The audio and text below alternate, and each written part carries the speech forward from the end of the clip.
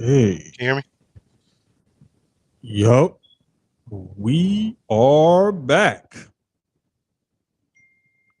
Alrighty. Episode 11. Here we go. Okay, maybe not. All right. All the notifications are popping up now on the phone. Lim. All the notifications are popping up on the phone. Yeah, Sucio Sportz with Keyz and Jermaine. Episode 11 is live now. We got a little bit to talk about. Just a little bit, not a whole lot. Some pretty cool stuff. But let's see if everything is the stars have all aligned.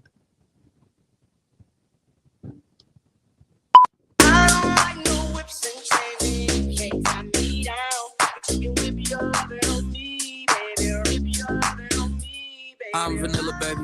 I'll choke you, but I ain't no killer, baby. She 28, telling me I'm still a baby. I get love in Detroit like Skilla, baby. And the thing about your boy is I don't like no whips and chains, and you can't tie me down. But you can whip your lovin' on me. You hear it? That's right, whip your lovin' on me.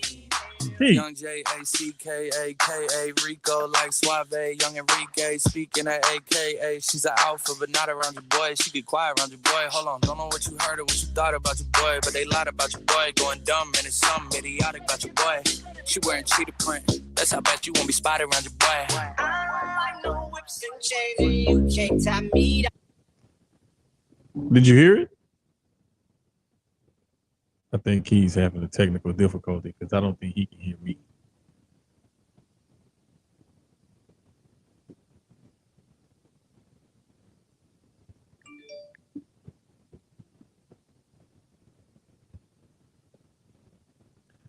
Yeah, but yeah, you on.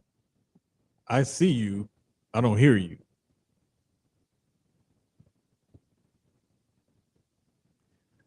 We having a little technical difficulty, ladies and gentlemen. We'll get it figured out eventually. But episode 11 is off to a roaring start. It's always something, man. But this past week was crazy, and it got crazier within the last 48 or so hours. We've had all kinds of news drop.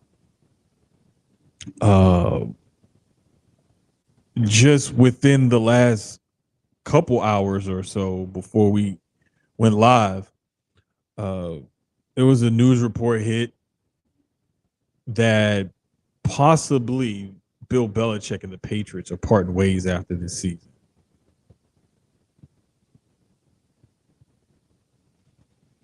Now, I'll give credit where credit is due. The story was put out there by The Score. The Score seems to be a pretty reputable sports site.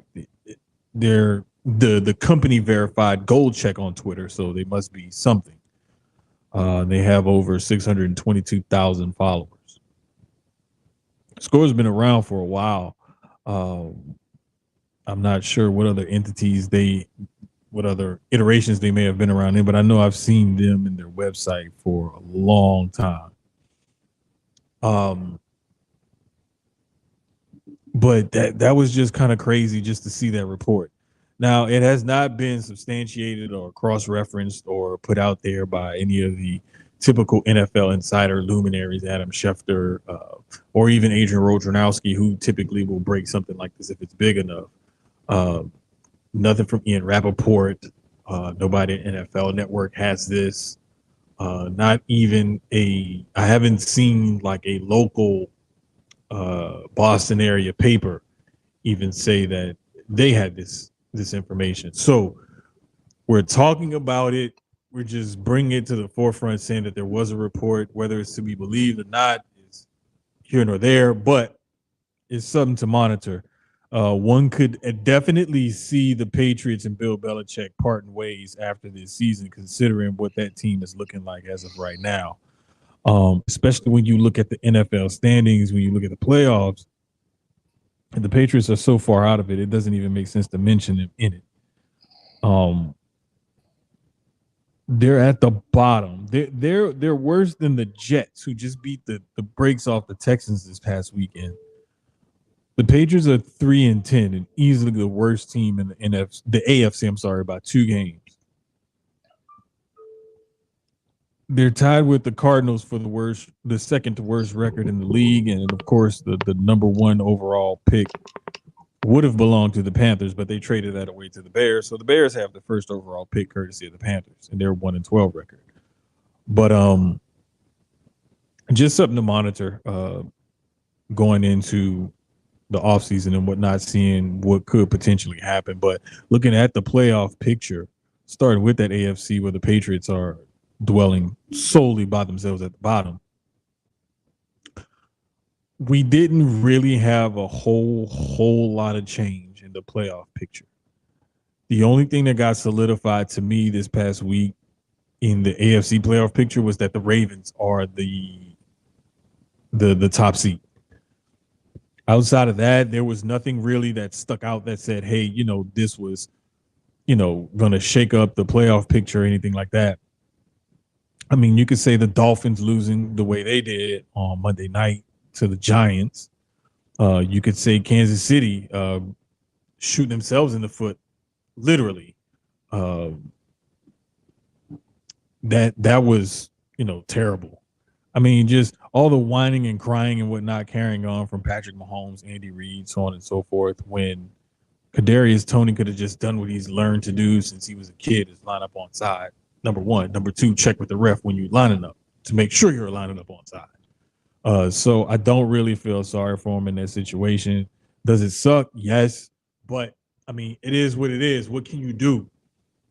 You can't cry over spilled milk. Plus, they had other opportunities in that game to put that game away, and they just didn't put that game away. So there's only so much you can blame on the refs themselves. And I believe it was Dan Orlovsky who actually put out a comparison of the amount of times that Kadarius Toney actually lined up offsides in that same exact game. So that to me showed that it was done before. Now it is one of those new rules where they say it's like a point of emphasis, where they talk about there's different rules that they're going to look at, enforce, so on and so forth that year. One of those rules is the offensive offsides. With that particular call, I believe it's the 11th time this year that there's been an offensive offsides call, right? There's the previous 2 seasons, there were 3. Now, when a call is made 3 times in 2 seasons, and then all of a sudden it's made 11 times within the first 12 games of the following season, that shows you that yes, this is a point of emphasis.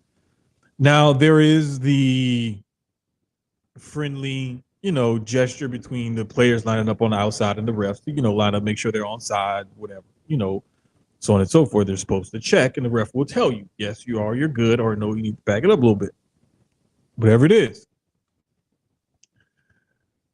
When you go back and you watch those plays, specifically that Dan Orlovsky tweet, he made sure to show that he did not check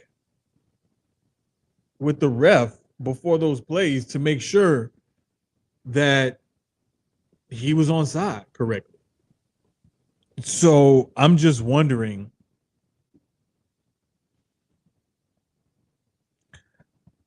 why wouldn't you check? Like, that's your job. You're supposed to, when you're lining up out wide, if you look at any play, you can look at high school play, college, NFL, everyone. They all do it. They line up. You look to the ref at the nearest sideline. You point at him, make sure you're good. He'll tell you, hey, you're good, you're good. And then you'll go. I mean, you're good. They'll let you know, hey, you're good. Or he may say, hey, back it up a little bit, good buddy. You look a little bit tight, but they'll direct you in the right direction if you ask. If you go back and look at those replays, Kadarius Toney never did that. The refs aren't just going to voluntarily tell you this either. You have to ask. And it's like they say, a closed mouth don't get fed. But I mean, that was this week's controversial to do in the NFL was the offsides play that took away the go-ahead touchdown on a great. I'm shocked Tony is still on the team. Great. Huh? What'd you say? It's just crazy, I'm shocked Kadarius Toney is still on the team. Oh, he's going to be on the team. Like they're not going to just like cut him. Yeah, I hear you. I think you must be buffering coming in late, but I see him. He's going to be on the team. I mean, they're not going to just cut him. It was a boneheaded play, yes, but like Orlovsky's video showed, he lined up like that several times throughout that exact same game, and there was no penalty called. I believe I even saw a still shot of Jalen Waddle from last night's game where he lined up offsides, and there was no penalty called. But a lot of the times the refs may glance at it, and they may be looking down the line of scrimmage and overlooking the wide receiver. So a lot of times they may not call it. And again, like I was saying a little while ago, it's one of those point of emphasis rules that they're obviously enforcing because of the amount of times that they've called it this year, 11 compared to 3 the previous 2 seasons. So it's just one of those things where it is what it is. The number of injuries keeps piling up as we learned today that Justin Herbert is going to be out for the season with thumb surgery. CJ Stroud for the Texans is in concussion protocol. The Ravens brought a guy from the Patriots practice squad, Lamar's old Louisville college backup, in to be his backup. Wondering who else is hurt. Trevor Lawrence is still probably he should. You know what's crazy? Trevor. Malik Cunningham.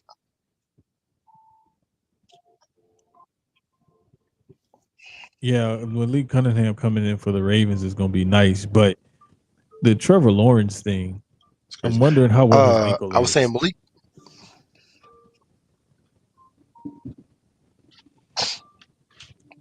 I think you having a buffer because, like, you coming in, but it's sounding weird, like when you come in, like it's slow or something. But the Steelers, they're having their issues with their injuries at quarterback. Let's see. Because I want to say Kenny Pickett he's going to be out. So just about everybody in the AFC has a quarterback issue. Has or had. In the case of the Colts, their rookie, he's out for the season. Kenny Pickett is out. Deshaun Watson is out. Trevor Lawrence has an injury. Pat Mahomes is okay. Tua is okay. And Lamar is okay. So your top 3 seeds seem to be okay, but they're also specifically Tua, guys who've had an injury history. Lamar and Patrick Mahomes have been relatively healthy for their careers. But everybody else, until you get down to like the Broncos, which Russell Wilson hasn't had any issues this season. Then the Bengals, of course, with Joe Burrow being out. And Josh Allen. There's only because the 6 through 11 in the AFC is all 7 and 6, and there's all these tiebreakers, and there's like 2 pages worth of notes with all the tiebreakers between all those teams. But what we're looking at is just a lot going on in the AFC playoff picture. And to me, one of the more shocking things is the Cleveland Browns being at 8-5. With Deshaun Watson earlier being banged up, now out for the season, and then he wasn't even playing up to par. He was playing okay, but not that great earlier on this season. So there's just a lot to digest there when you're looking at that playoff picture and trying to see like what's going to go on, or what are you going to do, or how's it going to turn out, or what have you. Trying to see like I'm just wondering what's going to happen when we get to the playoffs. Who's still going to be standing? Because that's one of the biggest things that I'm wondering about is how's it going to look when you see all these backup quarterbacks playing? Is that going to change the way you bet or you view these playoff teams? Or is this sample size that these guys giving you, is this going to be enough for you to say, hey, yeah, I'm confident in this team, that I feel as though this team is going to go all the way, or they're going to do something, or be able to give you a good challenge. Basically, it's almost the Florida State principle coming into play here. Whereas they were left off of the college football playoffs simply because their starting quarterback was hurt, and then the backup quarterback got hurt, and the third string guy had to come in. There was that provision, like we talked about last week, where it kind of prevents it can prevent you from getting in if there's a player and or a coach and their availability is in question. Is basically what the rule says, and that's what happened with Florida State. So people were up in arms about that, but that's not the case here in the NFL. NFL, you win, you're in. It doesn't matter what injuries you have. If you manage to limp your way into the playoffs, you're in the playoffs. So that's just going to be an interesting thing to look forward to, because you could have as many as 3 of the 7 playoff teams in the playoffs playing with a backup quarterback. As of right now, it would be the Browns, the Steelers, and the Colts, where their original starter is out for the season. As of right now, the Texans, their quarterback is in concussion protocol. Broncos, he's healthy. Bengals are playing with their backup, and Josh Allen is healthy again. So just looking at that AFC playoff picture, injuries are going to play a huge part. Now, over in the NFC, we had some shifting going on. There was some furniture that was being moved in the NFC as the Eagles took another tumble with another big loss. Cowboys blew the doors off the Eagles, much like the 49ers did last week. And I know a lot of people probably looked at Nick Bosa's comments and were like, we gave them the blueprint. Hopefully they watched the film, kind of arrogantly saying like, we kicked their ass. Can you do it? Laying down the gauntlet to the Cowboys, which, truth be told, like, he has every right, because the 49ers have sunned the Cowboys a lot lately, especially in the playoffs. So you got to kind of give him his due. He made sure that he put a statement out there and laid down the challenge, and the Cowboys said, all right, bet, hold my beer, watch this, and beat the Eagles 33-13 this week. Now, the crazy part about all of this is that the Eagles went from the 1 seed to the 5 seed, because now the Cowboys lead that division because they hold the tiebreaker over the Eagles. The 6 and 7 Bucks are now the 4 seed over the 10 and 3 Eagles. What that loss means right now to the Eagles, if the playoffs were to start right now at this instance, right? We would see the Eagles have to go on the road and play the 6 and 7 Tampa Bay Buccaneers. How would you like to go from being the 1 seed, getting a bye in the first round, home field advantage throughout the NFC playoffs, all the way down the playoff ladder to the 5 seed. And now you're going on the road to the winner of the AFC basement. The AFC, I can't even call it the South. I'm just going to call it the basement. Because anytime a team is 6-7 and they're tied with 2 other teams in their division, 6-7, and they just happen to have the tiebreaker, which just happens to give them the division lead, which happens to give them that home playoff game in the opening round. That's crazy. But again, in the NFC, that's just the way it is, because you even have a team like the 6-7 Green Bay Packers who own the 7th seed in the playoffs. As of right now, playoff started today, they would be on the road against the Cowboys, and the 3 seed Lions would host the 7-6 Minnesota Vikings. 49ers are now the 1 seed and would have the bye in the first round and home field advantage throughout. Just looking at some of those scores over in the NFC, the other thing that I was looking forward to was that 49ers Seahawks game, which the 49ers end up just dominating it, and Brock Purdy emerged as the newest, hot topic candidate for NFL MVP. I mean, hey, it is what it is. They it was just clicking. And the only thing I can say about watching that game, there was almost nothing that Brock Purdy could do wrong in that game.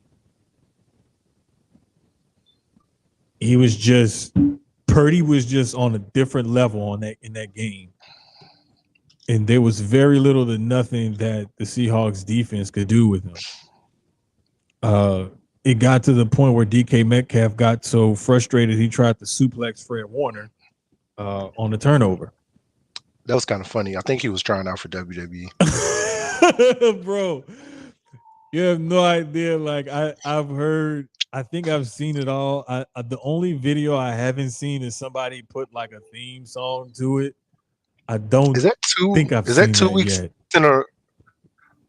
I feel like this is 2 weeks in a row that the 49ers are in like scuffles that are like WWE-esque. Well, 2 weeks in a row. there was another one. Did they get into it last week with the Eagles? Yeah, remember that's what happened with Big Dom. Oh, on the side that's right. That's right. With the headline, the him and Fred guy. Warner. Okay. Yeah, it was him and Fred Warner because he slammed Devontae Smith. That's okay. But there was another one. Who did they get into it with earlier this season? And Trent Williams came in like throwing grown men around like toys. It was somebody else they got into it with earlier this year. Shit, who was it they got into it with? What up, Sloan? There was somebody else I remember them getting into it with earlier this year, but he was just, I mean, he was throwing people around like it was nothing. But this one was kind of crazy because you can tell it was almost like one of those frustration fouls in basketball. Yeah. It was something to me like that. And DK was just pissed off at how the game was going. And yes, he was trying to make a tackle, but no, he did not have to try to German suplex a linebacker. But also, DK is built like a linebacker, so there's that. There is that. So it wasn't exactly like, where you see some 5'11", 190-pound wide receiver trying to go at this 250-pound linebacker. Like, I'm not scared of you, but you should. This man the same size as Fred Warner. Exactly. They could switch positions and nobody would really know except Fred has dreads and he's light skinned and DK is short hair and he's dark skinned. Like they both about the same build. But that's pretty good. Yeah, man, that was kind of crazy to see. But I thought that even with Drew Lock playing, because the reason why I thought that Seattle might give them a better game than that, because those 49ers Seahawks games are always pretty tight because those teams are going to play good defense. They're going to try to run the ball. and they know each other so well. So it's not like there's anything that the other team is going to do that the other team doesn't know about. But I feel like it would have been a different game if it was a different quarterback in. I think the quarterback play is what made the game different. Mm-hmm. Because Drew Lock was in, I kind of knew the 49ers were going to wash him. I honestly didn't give Seattle a fighting chance before that. If it wasn't for the turnovers, I believe, let's see, I know the Seahawks lost the turnover battle, but I can't remember how bad it was. Let me pull it up real quick. But it was 2-2, because that's right, because Purdy did throw the one pick, and then they had somebody fumbled or something. But yeah. And Drew Lock threw his 2 picks. But the thing was, the third down efficiency was so overwhelmingly in favor of the 49ers. They both had 11 third downs, but the 49ers converted 6. Seahawks only converted 2. That's where when you don't lose the turnover battle and you're looking for something else, I mean, the 49ers won by 2 scores, but they had 200 total yards of offense more than what the Seahawks had. They only converted 4 more third downs than the Seahawks converted out of the same 11 tries. But when you look at the discrepancy in that game, to me, those third down conversions mean a hell of a lot more than we outgained y'all by 200 yards. Because even if you're converting on, let's say you have a bad third down conversion efficiency, but you get a couple of long touchdowns and you're keeping yourself in the game, or you get a couple of turnovers and you're able to score easily off those turnovers, you're not going to rack up a whole lot of yards, but you're going to keep yourself in the game. But if you're steadily converting third downs, moving the ball down the field, and you're not losing the turnover battle, that's when you'll have time of possession on your side. If you're scoring, then you're going to keep yourself in the game more that way than just, we got a lot of yards. So I like to look at like turnovers, third down conversions, and then also the rushing yards, because rushing yards mean you're sustaining drives. You're able to run the ball. If you're able to still run the ball and run the ball effectively, you're piling up the rushing attempts and the rushing yards. You're controlling the clock. You're probably going to win the game that way. But that's just me. I don't mind new school football, throwing it 50, 60 times a games. But at the same time, I still appreciate teams like the 49ers, like, the Dolphins or some of these other teams out here that still like to run the ball, but yet still get creative doing so. Yeah. One of the other scores that really caught my eye was this gem of a baseball game that we had between the Vikings and the Raiders. Yo. I'm watching the game, right? Bruh. It's the fourth quarter with like 2 minutes left, and it's still 0-0. And I'm like, bruh. Let me tell you what my dumb ass did. So y'all know, I bet, I had my parlay set up. So I'm like, Vikings and Raiders? I'm like, okay. I'm like, Jettas is back, touchdown. Devontae Adams, touchdown. Josh Jacobs, touchdown. Because the defenses are good, but I'm like, offensively, these niggas should go crazy. I'm like, Jettas should easily have one. Madison should get one. Addison should get one. I picked all 3 of them. I was like, cool. On the other side, I was like, all right, Devontae's going to get one. Josh Jacobs at least going to get a running one. That's 2. Bro, I'm talking about, it's 2 minutes left in the fourth quarter, and I'm like, yeah, this parlay is done. There's no way I'm getting any of this in 2 minutes. Bro, you should have known that. Overtime. You should have known that at halftime. I'd have just been like, I couldn't change it. By that point, it was in. It was in at that point. I was like, bro, this game pissed me off. I'm like, how y'all put up goose eggs until like 2 minutes left, and the Vikings literally only score a field goal? It's crazy. I told y'all about Dobbs. I told y'all. Dobbs didn't play though, did he? Or yeah, he played. Then he got benched for I want to say they're going with Mullins. They've already announced it Yeah, this week. Mullins. Like, Yeah, Mullins Mullins is came starting in this and week. played because they benched Dobbs.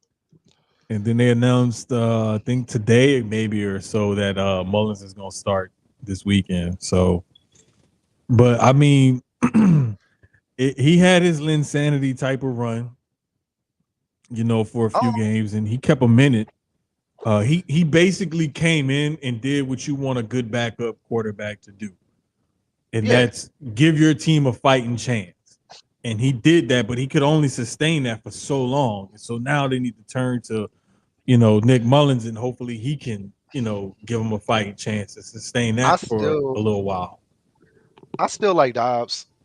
I think with that offense they have, it's not them. He's naturally gonna try to do too much where he doesn't have to. You have Madison in the backfield.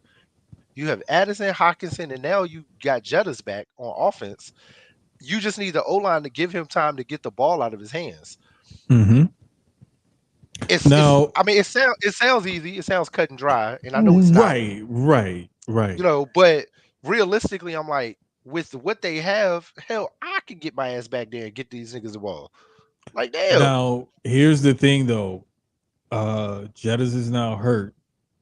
Being monitored, because of that chest injury or what have you that he suffered in that game. That put him out for that game. I ain't gonna lie, I'll shut him down for the season. I was just getting ready. That's where I was going with this. Because there's no way you read my mind. The Vikings are close as far as playoffs. Like the Lions got that division clearly, of course. I still think they're a better team than the Bears, but at this point, I'd shut Jettas down. Addison is looking great as a rookie. Now here's where your belief in your quarterbacks coincide with the confidence you have in the health of your wide receiver. Bradley Beal just came out and hit a 3 to open up the Suns Warriors game. I think this is his first action of the season. We'll touch on that later though, but I just have to spit that out there right quick since I just saw it. But they're 7-6 right now, like I talked about when I was talking about the playoff picture a little while ago. Just to kind of loop it back with you in here now. They're in the 6th seed right now behind the Eagles at the 5 seed, which is still because of the way that I talked about it earlier. But I mean, we could circle back to it real quick since you're here. But the other teams below them, the Packers at 6-7, the Rams at 6-7, the Seahawks are at 6-7, and then the Falcons and Saints are at 6-7. And we talked about it in the group chat that NFC South is gonna, over the next what we got left, 4 weeks, 5 weeks, 5 weeks, 4. Is it 4? Hold on. 18, 4. 15, 16, 17, 18. 1, 2, 3. Yeah, you're right. You're right. We got 4 weeks left. Yeah, because everybody played 13 games. So that I NFC called them South, the NFC basement earlier because you can't even call them the South. They just so terrible right now. But over the next 4 weeks, that division is gonna flip flop so much outside of the Panthers because they just ass. Yeah, them niggas ass. They ain't going nowhere. But outside of those 3 teams, it's literally gonna flip flop between Atlanta, Tampa Bay, and I'm actually.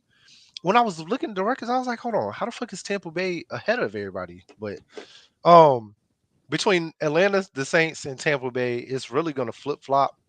I think it's probably more than likely going to flip-flop between Tampa Bay and Atlanta. But check out the reason why the Bucks, this is the explanation for their tiebreaker.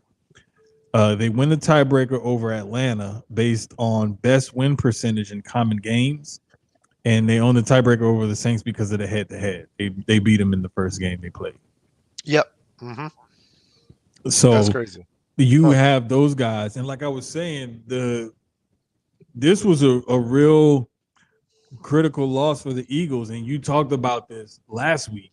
That I said it. If they drop this game, that's why I kind of got into it, and I was like, man, I really hope his stuff gets straightened out because You called this for the last couple of weeks, actually. The last few weeks. Before that Chiefs game started, I said I said going into that 4-game patch, because I won't count the Seahawks win. I was just going up until the Cowboy. I said we're gonna go 2-2 or 3-1.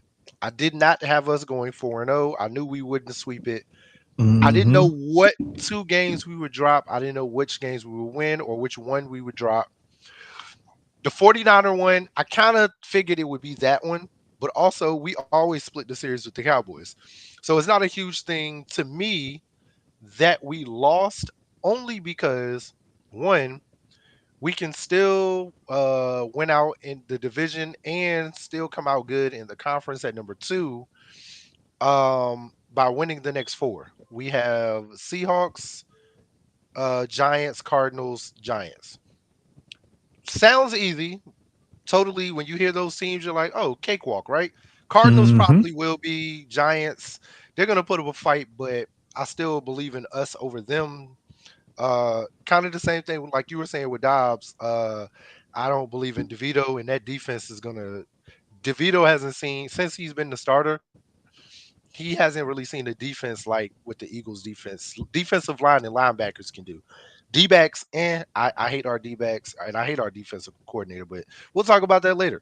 But for the most part, the Dallas game, I didn't think it would be as bad as it was. But also we've been, and me and you, so we've talked about this on here, and I've been very open and real about it because I'm that fan. I'm not the delusional one. We've been getting by week after week. We've won. Other teams have made mistakes that we've capitalized off of. That Chiefs game with Marquise Valdez Scantlin missing that pass that he should have caught for them to win. That's on them, not on us. You know, we capitalized and won. Same thing in Buffalo. Overtime game, we capitalized and won. But I knew eventually it would catch up with us, and it did with the 49ers because, as I had said after the Bills won, that Chiefs defense is stifling.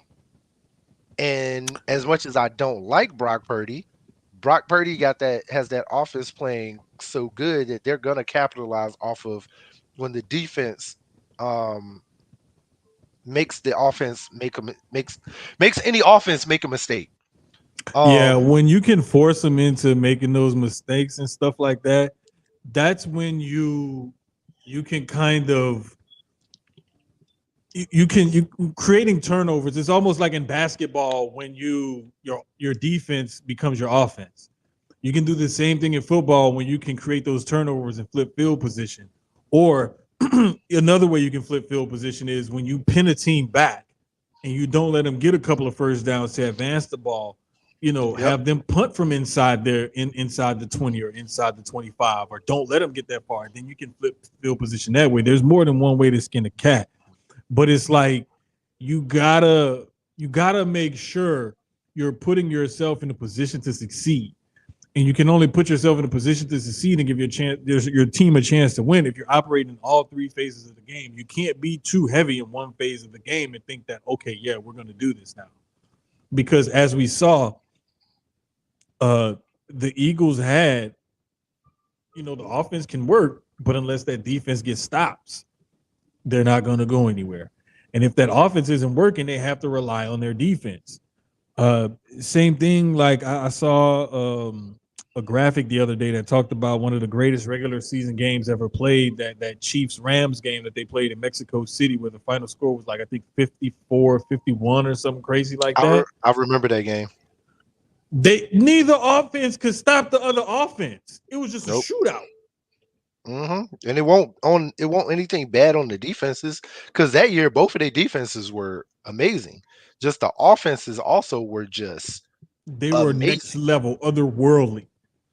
Yep. And I mean, when I see complete teams who can do a little bit of everything, teams like the 49ers, the Cowboys have looked pretty good on both sides of the ball this year. The Eagles have looked good on both sides of the ball this year. They have. I mean, I know you're an Eagles fan. I know you may disagree with me, but they've looked pretty good on both sides of the ball this year. The Ravens have held it together despite injuries on both sides of the ball this And year. we've talked about that one. That one has shocked me because I'm like, with the key injuries, it's not just injuries. Yes. It is the key injuries that they have, and Yeah. they have been the epitome of next man up, and I have loved it. Another team that's looked good on both sides of the ball this year that's still kind of showing out. And I'm glad. It was funny because me and my kids were talking to my girl, and she was like, the Lions are terrible. We were like, nah, the Lions going to be good this year. And we said that. The Lions, they've held it up this year, and we've been talking about them from the beginning. Number 2, they easily could be number 1 in NFC right now, or Easily. NFL at that. Exactly. Easily. Because they've dropped games where you look at how that team has come together and how they've played and how they're capable of playing. And it's like that team is 9-4, but they could easily be 11-2 without a shadow of a doubt. That Ravens game, Ravens killed them, but it was still, I didn't take that as that's who they were. You know what I mean? Like, that was just one of those games where everything was clicking right for the Ravens. I don't think the Ravens have had any other game like that this season other than that Lions one where they just totally demolished, a team. But the playoff picture is looking it's interesting on both sides, AFC and NFC. That AFC North somehow the Steelers are 6, the Browns are 5, Ravens 1, and I'm like, how? Hey man, Mike Tomlin is over there holding it together with Gorilla Glue and ace bandages. So I have a question, right? Small one about Mike Tomlinson, but okay, he's at least finished 8-8 or better his entire career, because last season I think was 8-8, barely. If he don't finish 8-8 but makes the playoffs, is that like he technically ends his streak of a quote unquote winning season because of the record, right? But he still makes the playoffs because the AFC sucks. Yeah, they were 9-8 last year. 9-8, okay. So yeah, Mike Tomlin has yet to finish below 500. 9-7-1 the year before. Exactly. So I'm like, he's literally had a winning season every year. He has not had a below 500 year. If he finishes below 500, but I like Dre's comment. Is it Mike a win? Tomlin, I like Dre's comment. Mike Tomlin is a coach who figures out how to win. He does. Period. I love him. Think, I'm gonna be honest. I'm only saying this because I'm looking at what we were talking about earlier with the Bill Belichick stuff. Yeah. Mike Tomlinson up in Foxborough don't look bad. He ain't gonna lead the Steelers, but he's still young. He's still young enough though that exactly the Steelers will be idiots to get rid of Mike Tomlin. Mike Tomlin is the kind of coach where. And they usually do for life coaches. I mean, he's their 3rd coach. Yeah, in I want to say the last 50 years. He's like the entire franchise. Chuck Noll, Bill Cowher, and now him, and Mike Tomlin. That's all they've had. So I'm like, and he's still Tomlin's only what? He's 40. I think he's 49, 50? or he may be in his 50s now. Give me 1 second. Let me look it up because I can't remember. I want to say he's I know he's 51, maybe somewhere around there, because I know his son is in college, so he's at least 51. Yeah, he is 51. That's what I thought. He's 51. Young. That's young in NFL coach days. Look, because if you think about it, NFL coaches are like how the president is. They just be old. You got peak. You got some that are like 39, 40. Like a Sean McVay. I think Sean McVay ain't even turned 40 yet. And he's been coaching for forever. I know he's and then younger you got guys like Bill Belichick, who's 71. Right. And Pete Carroll. I think Pete Carroll is like a little bit older than Belichick. I think he's like 72, maybe 73.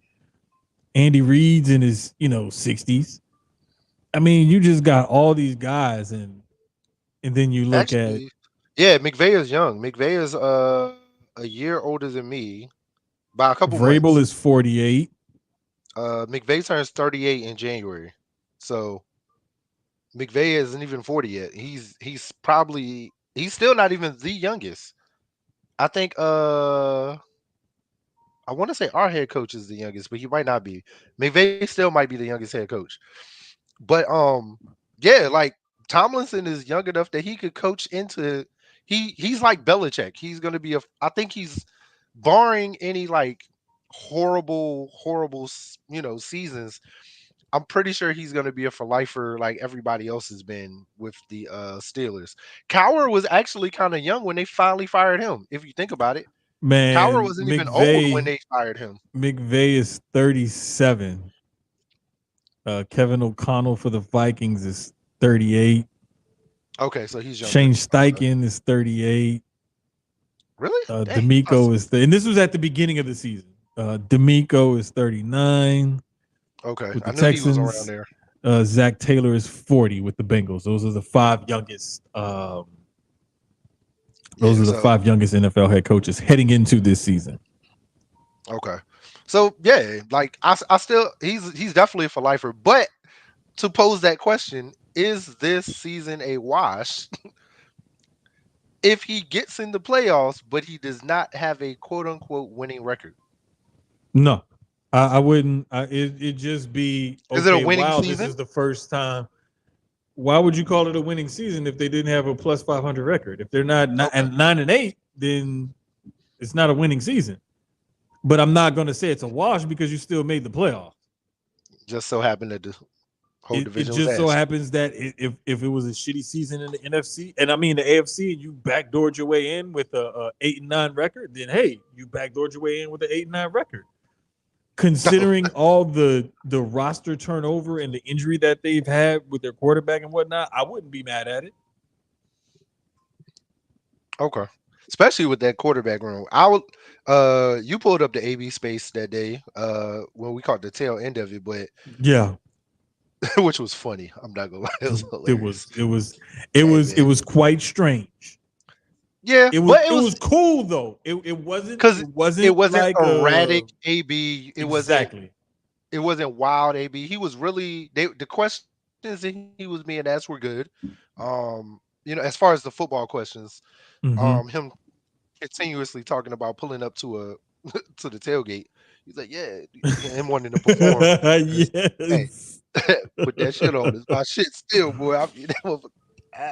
But yeah. It was a good space. I liked a lot of what he said as far as like the Steeler culture and being somebody who played there, what he thinks needs to happen to turn it around. He still believes in Kenny Pickett. I think it is time to go ahead and let Mason Rudolph finish out the season. I mean, at this point, Trubisky got hurt again, if I remember. So yeah, I believe so. So they're just snake bitten right now, man. And it's the league. This season has been horrible for quarterbacks and being hurt. There's only a handful of quarterbacks who have played every week, and not been out at least one week. There's literally a handful. So this is like you said, a lot of teams are going to make the playoffs with backups. It's crazy because this could be just like when the Eagles won this Super Bowl with a backup. With Nick Foles, this could be one of those seasons. I don't think so. I mean, you never know what could happen once the playoffs start. Or that year the Giants won it when Phil Simms went down and Hostetler pulled it out for him. Doug Williams wasn't. I don't believe Doug Williams was. I don't think Doug was the starter. Was the Redskins starting quarterback in '87? I'm trying to think of what other backups. Kurt Warner, the most famous one. Yeah, Warner definitely was not the starter. That was Trent Green's team until he blew his ACL in the preseason. So there's been teams who have done it in the past. You also seen teams who've at least gotten there with a backup. And I remember the Frank Reich game coming in for Jim Kelly and pulling that comeback against the Oilers in I think it was '93. So there's been times where teams have done some amazing things with their backup quarterbacks in the playoffs. It's not to say that we're just totally being dismissive of all these teams with all these injuries. It's just, again, it's almost that I'm just gonna start calling it the Florida State rule. When you're missing one of your key cogs, especially the key cog, people just aren't going to take you as serious. That's just, it is what it is. No shade to nobody, but looking at this coming week before you wrap up the NFL, I'm seeing games on the schedule that I'm starting to get excited about at the end of the season. But honestly, the most intriguing game that I'm looking forward to is going to be that Baltimore-Jacksonville game on Sunday Night Football. I actually like the Baltimore Miami one, December 31st on New Year's Eve. I'm thinking about going because it's in Baltimore. No, I'm just talking about just for this upcoming week. This week. Yeah, oh, just this coming week. I thought you were looking at like the remainder. No, just this coming week. Like there's games at the end of the season. Like there's always gonna be those games towards the end of the season where you're looking at them and you're like, ooh, we got a good matchup here. The Texans and the Titans with Stroud and all his receivers being hurt, and then you got the Titans pulled out. I mean, you want to talk about pull it out your ass? So when we talked about the draft, like amongst us, because we at that point we didn't have Sucio Sportz yet, so we weren't talking about it like live or anything, right? Other than like on Spaces. But going into the draft, I cannot remember if it was who it was specifically, but I remember everybody was talking about Titans picking Will Levis, and everybody was like, they already had Malik Willis. Right, and nobody believed in Will Levis going in. You know, I've been right about a lot this football season.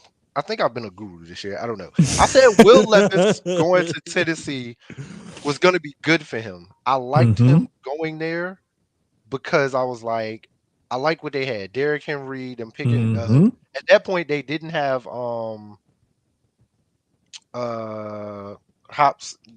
D-Hop yet. Yeah, right. They didn't have him yet, but I still like the team in him, and I was like, that's a good fit for him. And so far, since he's been in, even in losses, he's still been a good fit for that team, and I like him going forward, especially going into next season. Him getting a full off season because he's probably going to be the starter next year. Like, without a doubt. Especially what he did last night in Miami. I watched the end of that game. It was amazing. I think with a full off season, he's going to look even different next year. I like the rebuild with him. Yeah. The thing that I liked, I remember when we were talking about this, and I remember the only pushback I really gave was if Derrick Henry still has something left in the tank at that time, and if Treylon Burks can become, a Deebo Samuel type of player for them, a good playmaker who can also run the ball because he's built almost like a running back style linebacker type of wide receiver. But I was like, if they can get anything out of him, and if Henry has something left in the tank, he's got a good backup when they drafted Tajay Spears from Tulane. So I'm like, okay, they got a little there, they got a little something there, but it's up to those veterans that's there if they have anything left. Then when they went out and got D-Hop, I was like, okay, let's just see what they can do. Who they're going to settle on. They settled on Tannehill. Which I knew they would. Through, and then I knew they would at least start the season with Tannehill. And see, this is because I remember we talked about it specifically. I want to say your idea was let Tannehill start and then bring in Levis. If he sucks. Yeah, if he sucks, or if at some point Levis shows that he has some sort of, you wanted to like slow roll it, basically exactly what the Titans did. Exactly. And exactly what almost pretty much like how you said it was going to go. It was going to go. Now, you didn't say like, I think he's going to come in and lead him to a comeback and he's going to be the best and blah, blah. All you said was bring him in, slow roll it, but eventually turn the keys over to him, see what you got in the kid. And I like it. I like it going forward. I don't know if it's enough to keep Henry there. Well, here's another thing to look at. If they feel like they got their guy with Levis, right? And you want to build around him, he's still on that rookie deal. You got, I want to say, he was a second round pick. You have at least 3 more years of him on that rookie deal. Spend money. Spend money. If you feel like he is the guy and you don't need to go out and find a quarterback, Do you spend trade? money. Do you trade Henry for the draft picks? Or I need No, to look. you keep him and you try to add other Well, pieces isn't around Levis. he's a free agent after this year, right? He I may believe be. so. Because I know a lot of people have been talking about him in Baltimore next year, and it wasn't trade; it was more like free agency. I can Hold tell up, you I'm about to Derrick pull it up in just a second. Henry. But So, the one thing that I do know, even if Derrick Henry is a free agent after this year, spend money to bring him back. You know what I'm saying? Spend money to bring him but at back this point, because of Derrick Henry's career, right? He's got the money. He's made the money with Tennessee. Tennessee has paid him very handsomely. I think for him and what he may have left as a running back, because we know how running backs, career shelf life, and he's actually surpassed that, where most running backs would have already been like thrown out the pasture. Do you chance it staying there for more money, or do you try to go get a ring now? Because at this point, he can go to a Baltimore where you put him in that backfield. That's an entirely different offense now, and I love that. He goes hypothetically, let's say he goes to a Chiefs. I love Pacheco. I like McKinnon, but you put a Derrick Mhm. Henry in that backfield, that's an entirely different, dangerous offense. And check this A out. Buffalo, you put him in a Buffalo with Allen and what they got, and again, I like all of these things running backs, but a Derrick Henry in free agency is like, hey man, I know what we got, but god damn it, Henry right there. Like He's I'd be he stupid his not to bring him contract in. voids on February 23rd, Okay. 2024. And that's what I thought. So he's a So free agent. right, with the restructuring and everything, those last 2 years got had a void clause triggering them. So I don't think he stays. I I mean, if I'm him, I'm gone. I'm not gonna lie.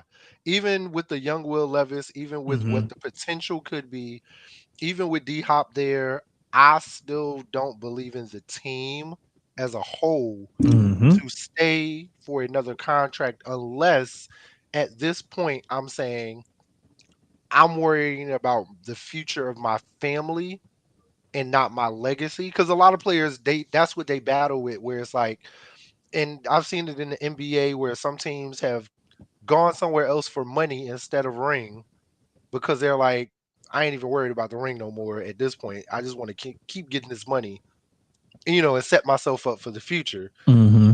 But if I'm him, with what he can still do, even last night, I'm watching him run and I'm like, Henry is still that guy. He is still that guy.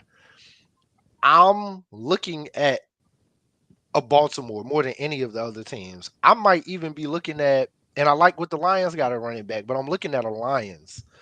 I'm looking at a potential Philly, even a Dallas.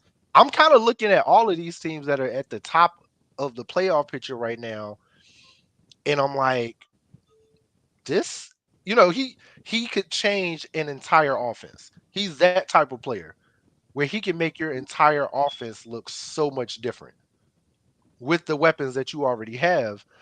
I don't think he stays though. I really think that there's nothing Tennessee can do to keep him there. But we've seen stranger things happen, but I just don't. They would have to bring in, I don't know. There's gonna be some movement and some shifting going on, but I keep telling people, like a player like a Derrick Henry, when you get a running back who has that running style at his age, he'll be 30 going into next season. Okay, which Running is backs, around that running back time where they're thrown out the pasture. And this man is still running like he's in his 20s, early 20s, a because he little is in bit, his 20s. a little So bit. He doing I all put right. the I put a bag. Not I ain't saying a big bag, but I'd put a nice if I'm, a team that is a running back away, or a running back that could, like him, that could change our, like I said, change our offense and make it even more dangerous, I would throw a nice number at him and kind of, let him like go in with that same thing. Like, man, Derek, you could change our offense. You're what we've been missing. You know what I mean? Like, I feel like I liked our running game, but I would love our running game with you in the backfield. I mean, honestly, I could find somebody that could tote the rock and give me 4.1 yards of carry that I ain't got to throw it back at. I could get that in the fourth round. So I mean, look, I mean, to be honest, Philly did that. That's why they let old that's boy what go I'm so saying. they Like, let him walk so easy. I mean, but this is Swift, this is we got why Swift, we got Swift for nothing. We ain't using him. this is why running backs have been so devalued, is because they've become more specialized. And when you got a guy who can do a few different things, like a Christian McCaffrey, Alvin CMC Kamara, is Aaron dangerous, man. Jones, when you got guys who are multifaceted, How guys long is like a Derrick Kamara? Henry, How long is Kamara with the Saints? I think he's got 1 or 2 more years left. If it's But one, he's gone. the Because thing is like man, you look at the way the running back position has changed over the years and how it's become one injury and it's devalued. done. Yeah. And And that's it's why. because shelf life of an NFL player overall, I want to say, is like 3.5 years. Hmm. Shelf life of a running back is probably just under that because they literally get hit every single play. And once you get that And first, once you got that knee injury, and you you can work your slow way back. down, man. You can You can work your work your way way back, back but and you're never teams the have moved same. on. You're Uh-uh. never the same. And you're always going to have Rarely. something that's going to slow you down. Super So a rare. lot of the times, uh, what people don't realize is that it's not an easy position to play. It's probably one of the toughest, if not the toughest. But they just don't get valued the way they used to because they aren't used like they used to be. And so that's just something that you have to come to grips with when you're a guy like a Derrick Henry who's 29, going into a free agency year at a position where teams are traditionally like, well, screw it. I'm not even paying a running back on a second contract, much less Because paying a running back on a third contract. you honestly can get a rookie coming out of the draft that's going to surprise you in the third, fourth round. It ain't Yep. even got to be a first, second round running back no more. Yep. You're going to get a good running back between 3 to 6 now. To Yeah. be completely honest, that comes And in and if and you fit them in with like specific skill sets, like if you have a guy who catches the ball out of the backfield or who can line up in the slot or out wide, but he's a traditional quote unquote running back, but he just lines up outside or catches the ball more. Okay, cool. I got my third down guy. yep, If you and got that's a how you got to guy, look at it now. right? Yep, If you got a guy who's about 6 foot 230, built like a fire hydrant and runs like a bowling ball. you got Okay, your I got power my back. short yardage guy, my Yep, power guy. Or you may even have different styles of runners. Like I see this guy is a one cut zone type of runner, whereas I see this guy over here, he's more of a power scheme type of runner. Whatever scheme I run, I will draft that sort of running back to fit that scheme. and I realized that like, and I'm all anytime we're talking about stuff, I'm always going to go to Philly because that's just my team. But I realized that with them, you have Swift, you got Gainwell, and you got Boston Scott. All Mm-hmm. three of them, like you just described, do different things. I think Mm-hmm. Swift is a really good just running back. He's just a running back. You can kind of line him up left, right, slide, wherever, hand him that ball, and he's gonna get you those yards. He has finesse and power. Mm-hmm. He can cut, he does it all. Gainwell to me is a good short yardage. He's a good one cut, and he can also line up in the slot. Boston Scott, he's more of a goal line, short yardage. Like you said, those short, stocky ones that can just pound it and get through the middle, and he's Mm-hmm. going to get you that touchdown on the, with 5 yards or less. Boston Scott's right there. So, and a couple other teams have, but I think it's rare when you can have three like that. Some teams have two, some just have one, but You can go find that in the draft. Like you said, I can Yeah. draft 3 rookies that can do It, exactly that it's and pay simple. them It's simple to less. find that in the draft. Like you can put it together and make it work. But the thing is like I don't think people really understand because everybody wants to say they should do this or they should do that. But you got to understand the game is also a business. Like it's not Yep. just let's do whatever it is that we want to do and you know, um, let's make things happen the way we want things to happen. It's a business, and sometimes the business side of things work. Sometimes it doesn't. Um, like for example, just to touch on this real quick as we transition from the NFL, Shohei Ohtani finally picked his team, and I know you tweeted that out, the Ohtani watch. I got misled, like John Morosi got misled with the bad source thinking that he was going to Toronto. Next thing you know, Shohei drops the LA Dodgers pick on IG, just plain old blue background, white block letters. Hey, I'm going to the Dodgers. 700 million. Million over 10 years.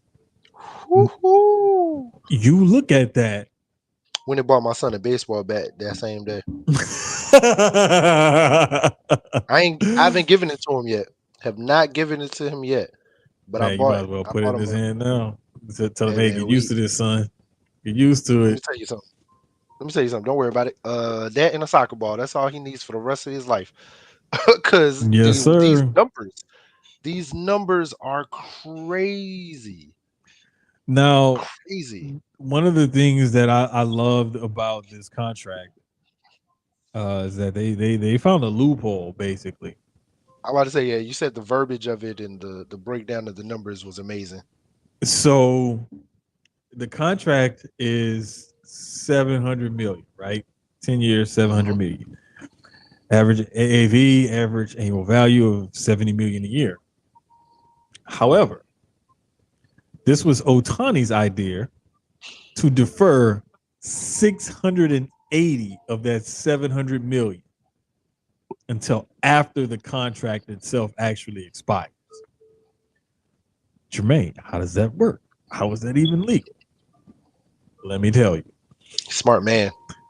What happens is the AAV actually goes from 70 to 46 for tax purposes, salary cap purposes and whatnot, so they can keep playing other players around it. The actual salary portion in cash that he's getting is only going to be $2 million a year over every year for those 10 years. Those other $68 million a year payments trigger after that contract is over. So in year 2034 through 2043, he's going to get a lump sum every July 1st of $68 million. Which is similar to the Bobby Bonilla. We love Bobby Day. Wait. It is not. It's similar in that it's a deferred payment. However, Bobby's had interest. This does not. Yeah. Bobby's no interest. Bobby actually was making more than what the Yes. contract actually said. Yes. Which I think last year was his last payment, right? I want to say it's 2025. I think it's Okay. 2025 is the last one. So he still got not two mistaken. more. Yeah. Still got two more. Let me tell you something. Bobby was smart as hell. Between And even Shohei, I love that verbiage of that because one, that shows it gives me that Tim Duncan mindset. Tim Duncan did that quietly for years and nobody talked about it. People, me as a Laker fan, I knew about it and always wanted Kobe to do that because those years where we sucked, we couldn't sign anybody. But here's the thing. There's a lot contract more players that do up. stuff like that. Tom Brady is the most famous. Yep, he did it. Brady's the most famous for it. But even further, I love it. People thinking that this is against the rules and whatnot. Jeff Passan, who I don't really care for, and I'm starting to come around on, for ESPN, he's their lead baseball guy. Article 16 in the CBA talks about deferred compensation. And it states There shall be no limitations on either the amount of deferred compensation or the percentage of total compensation attributable to deferred compensation for which a uniform player's contract may provide. In plain English, it say they can defer as much money as they want to, and we can't do shit about it because it's in the rules. So for all the people saying that's illegal, they shouldn't be able to do that, and blah blah. But Shohei was the one who kind of came to them, right? It was him that was it was his idea to do it this way. And I love it because now it's like, all right, yeah, I may have quote unquote signed for 700 million, but let me defer X amount of this to the end. Exactly. And he's I'm trying to say this without sounding crazy, but a lot of foreign baseball players, whether they are of Asian or some Spanish, they already have learned how to live off of smaller means where they don't need a lot. It's not. It could be that, but also as much money as Shohei's making in endorsements and whatnot. That too. It's not like he's gonna miss very much. He got the EA Sports endorsement, and that's the other side of it that probably has allowed him to do that. When your endorsement money is of X amount, you're gonna make enough to where you're good as far as where you live, who you have to take care of, because every player has people. Two of the more famous examples of recent memory that I remember, Gronk and Marshawn Lynch. Gronk said he never touched his NFL money. He lived totally off his endorsement money. Marshawn Lynch was famous for, making sure the young brothers take care of their bread, take care of their chicken, and make sure their mentals is right. Ocho and Marshawn, big time. Big Ocho time. Also. Ocho talks Even about now. how frugal he is. Yeah, even still now. to this day. To this day. And I know you watch him and Unc, bro. It'd be so funny because he be getting on Unc. He gets on Unc Shannon like, what was it the other night where he said, why do you need courtside season tickets at the right? Yeah. Why do you gotta? He said, why do you have to fly private and da da da? And I understand why. Because I mean, you pay for luxury. I have played X amount and made X amount, and I have did this and this in my career after football to where I can do these things. But I get what Ocho's saying too. He said, man, I am no different than the people. Let me tell you something. I can sit in business class or first class or a regular seat with you people. Let me talk to y'all. Let's talk. Let's talk on this flight. I do it. I ain't gonna lie. I'm kind of like Ocho though. When I wrote, I may have a security guard with me. Not gonna lie. But when I wrote this article that dropped today, I was trying to relate it to how the Astros need to follow suit and make sure that they, bring back some of their upcoming pending free agents that they need to keep. Yankees, mainly Kyle Tucker. But this isn't the first time the Dodgers have done this.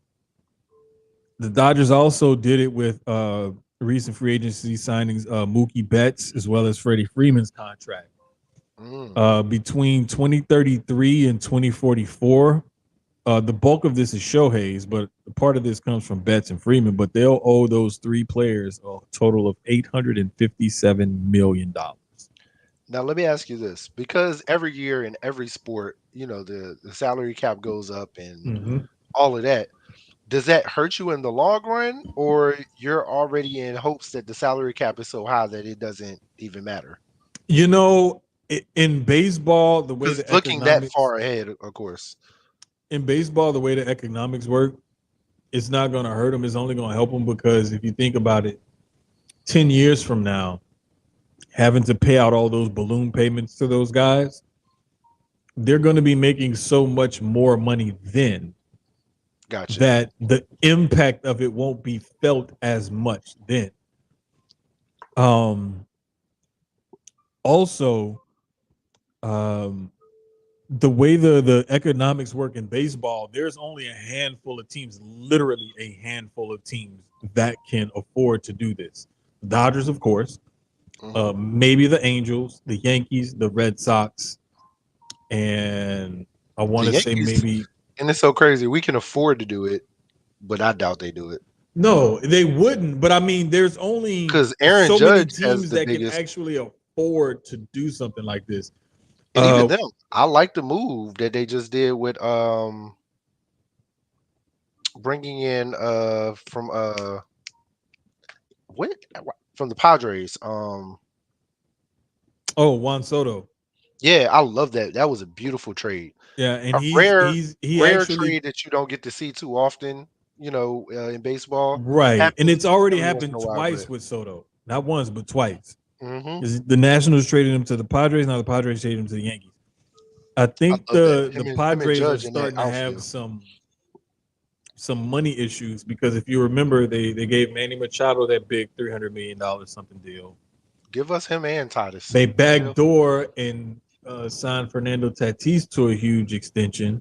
hmm Uh, they brought in the He's one of my favorite players right now too. That's not a Yankee. Blake Snell and Yu Darvish. Yep, So they they've did. been spending money, They and, have. and now it's like, well, shit, let's see what we can do with Juan Soto, and they couldn't do anything with him. So they're like, damn, do we really want to pay him another guy, another big $300 and something million contract? Yep. What do we do? Who do we keep? Thank you. Thank you. And the Yankees benefited Can't from wait it. to see So him in pinstripes next year. I'm just gonna Let's say go. it like this.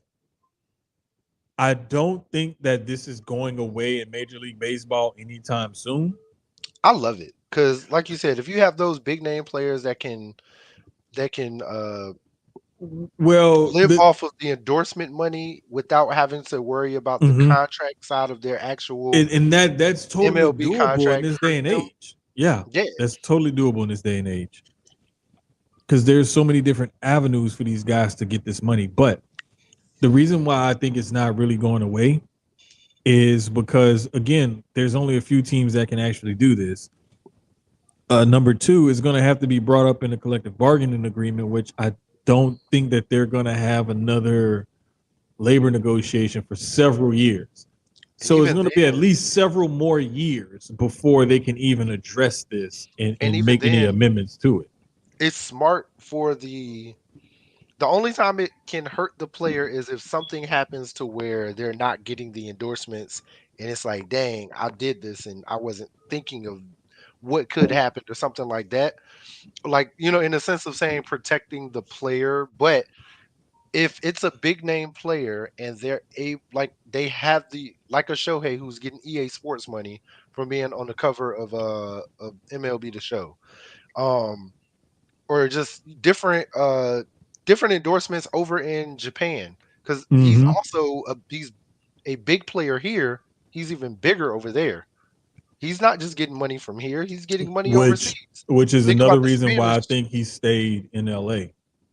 that too, and even with the shorter travel going home, Mm-hmm. stuff like Mm-hmm. that. But also, a lot of the Spanish players, same thing. Like they have endorsements at home too. May not be as much as in America, of course, but it's enough to where they may be able to just take that money from Mexico or Dominican Republic or Cuba, Puerto Rico, wherever they're from. They ain't That's getting their that much family money money. down there.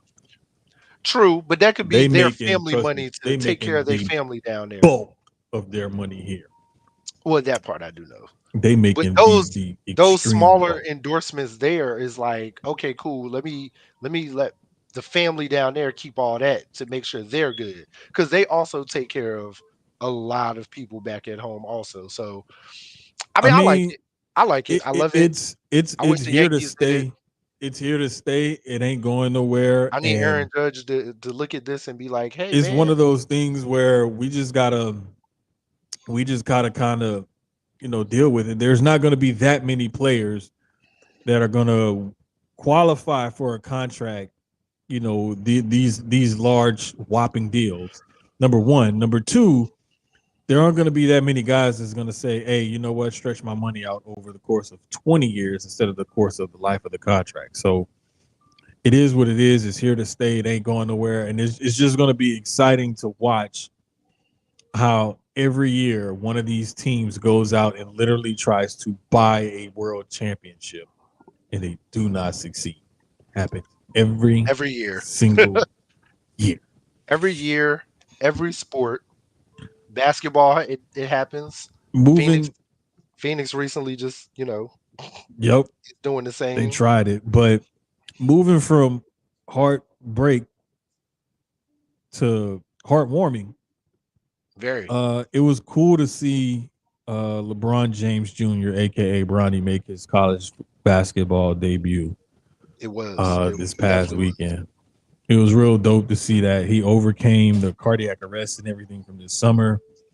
Not only survived that potential life-threatening scare, but he got cleared to get back on the court, full practice, and now got cleared to actually play in the game. Came in, had a chase down block, and his first points was a 3-pointer on the break on the wing. On a pull up. Ooh, it Catch was and beautiful. shoot, just in rhythm, tossed Hit it him to perfect. him. He Perfect. didn't. He just caught it, squared up, rose up, shot it, release, follow through, just textbook. And I like the way the team looked with him compared to, and we talked about this last week. How were they going to look? Yep. Because I didn't really like the chemistry that they had going in, like the previous games, where they've looked good, they've looked bad, they've had their up and downs. But I love the way they looked with him in the lineup. No, they looked pretty good. They dipped to L. They took the L. I believe it was 84-79. Yeah. But he also, it's teams like that when it comes to NCAA basketball where I wish these guys would stay in school a little bit longer. Man. Because if you look at that group of guys that UFC has, especially, with those freshmen there, if they stayed there, not just this year, but they came back next year, oh my God. Sophomore, junior year together. Oh my God, bro. We talking about, I wish that I could see that, because every year we see it with other teams. Like you're seeing it with Purdue when Edie decided to come back. You typically see it with teams like Wisconsin, Indiana, some of the Michigan State schools, Big Ten schools like that. You'll see it with Gonzaga all the time. That's how Mark Few built up his program. Was he would get these 2, 3, and sometimes every now and then a 4-star guy that would stay 2, 3, and 4 years. And I think a lot of coaches like build a program like that. They don't want the one and dones. They really don't. Calipari has made a wonderful career of one and dones. I love Coach Cal. First off, he's made a amazing career on the back end of since he's been at Kentucky, at least of one and done players. He started it actually at Memphis and transferred it to Kentucky. But then also you got to look at it too. Coaches like Coach K, who was a traditionalist. Exactly. You saw a lot of the old school coaches adapt to it. Because Jim his Boeheim. first one was his first one and done. Was it Kyrie? Oh gosh, Kyrie was the first one. I ain't gonna say first one, but the first big one. The very first one that honestly I remember was Corey Maggette. Was Corey a one and done? Corey Maggette was a one and done. Yeah, one and done. Okay. This was before it. I want to say that's when you could still go from high school to the NBA. It was something like that. But anyway, he was like the very first one I remember Duke having, because everybody that went to Duke went for at least 2 years and then they would leave. At least 2 to 3. It was between 2, 3, 4. You never Once Kyrie did that, his one and done, you started seeing it more. Then you had Doc Rivers. When they put the rule in, and they started making guys go, and it became that one and done era. Coach K was kind of slow to adapt at first, but he quickly got a hold of it, because you also had in that time Brandon Jennings was actually the first one that was like, he was the first one to challenge waste y'all's time. Exactly. I'm gonna go overseas. By not even going. Yep. He said, I know I'm not gonna go to class. I remember what he said. I'm not going to class. I really don't care to be here. I'm coming here because I have to come here. Because if it weren't for that, I'd rather just go straight to the league. He went over to Italy, did his thing, then got drafted. And I think that was better for him, to be honest. It was, and to me, it made him a better guard. I also think that it gave some guys a false sense of I can do this too, Yeah, because not we've since everybody. seen guys do it and not be nowhere nearly as successful. It doesn't work Um, for everybody to go over no, there. Some guards, like for Brandon Jennings, I think he needed that overseas as far as that learning the guard, like the way they play as guards overseas in mhm. Europe. He needed that aspect of it to see the floor better. You Uh, learn the fundamentals, Passing the pick and roll game, the outside exactly shooting in mid because range Brandon games, and Jennings was just precedent. he was a street. He was more of a wild player, but he was a dog on offense. And the I thing remember is watching him in like high school he at Oak Hill. used to use his speed and quickness and athleticism and just his God given talent and just out talent and out quick everybody. Derrick But Rose in when high you school. but when you get to the upper levels of basketball, everybody was that dude in high school Hmm. or in college. So now it's like you got a bunch of dudes. Now you playing against everybody else that was just like you when they were on that level. And Hmm. now they're professionals and they got grown man strength and they've grown into their game and everything else. And now it's infinitely more times tougher. However, what we're starting to see now more than ever, especially in basketball, is that a lot of these guys are coming in one and dones and whatnot, and they're more physically mature than Yep, the KGs and the Kobe's and guys like that were when they were first that coming were into like the league this as big. freshmen and whatnot. Right. The Tracy Um, McGrady's that came in super small, right. You undersized for their positions. exactly. You're seeing guys like that, and you're like, you know, every once in a blue moon, you would see a Dwight Howard, and you'd be like, oh my God, look at this guy. Look at Zion. Zion came in Right. overweight slightly, but still very large for his size. More of a Zach Zion was Randolph. built like Zach a Randolph. 3-4 defensive end, basically. Yeah, 6'6", 285. Like this guy solid was built like and could he bounce. if Calais Campbell kept playing basketball instead of playing football, he would be Zion Williamson probably. Yep. But that's what we're looking at. Um, but just seeing going back to our original point, seeing Bronny James come in and play and whatnot, it was very good. It emotional for LeBron as he put out that post saying that's all he was looking forward to this weekend outside of the playoff game was Yep. Amazing, the amazing weekend for their entire family. To be and honest, then though, I'm also so happy for them. right, there goes the stupid thing again, man. I forgot about that. But your other note for us to touch on was Mikey Williams, a basketball prospect I who's I in agree with his Sloan last year of also. high school. He's Sean definitely Kemp Sean and Kemp with the Charles. chart. He is. Yes, That's exactly what Zion is. yes, yes. More If Sean you Kemp, but I like the Charles the toughness of Charles Barkley. The way Barkley was just he's he's undersized for a power forward, uh-huh. but too big for a small forward, and he couldn't shoot. But I But get where Sloan is coming from because mhm, basically he has Charles Barkley's body with Sean Kemp's athleticism. exactly, That's what exactly. it is. That when I you agree when with you both of y'all. mesh those two players together, You got that's Zion. what you get. You got Zion in this body, but he's Charles's body, but Sean's athleticism, and that's what we got. He's got bounce, crazy bounce. And I mean, since we talking about basketball, let's go ahead and get into the NBA right now. The in season tournament just concluded. It ended up with the Lakers beating the Pacers. Um, Shocked the fuck out of me.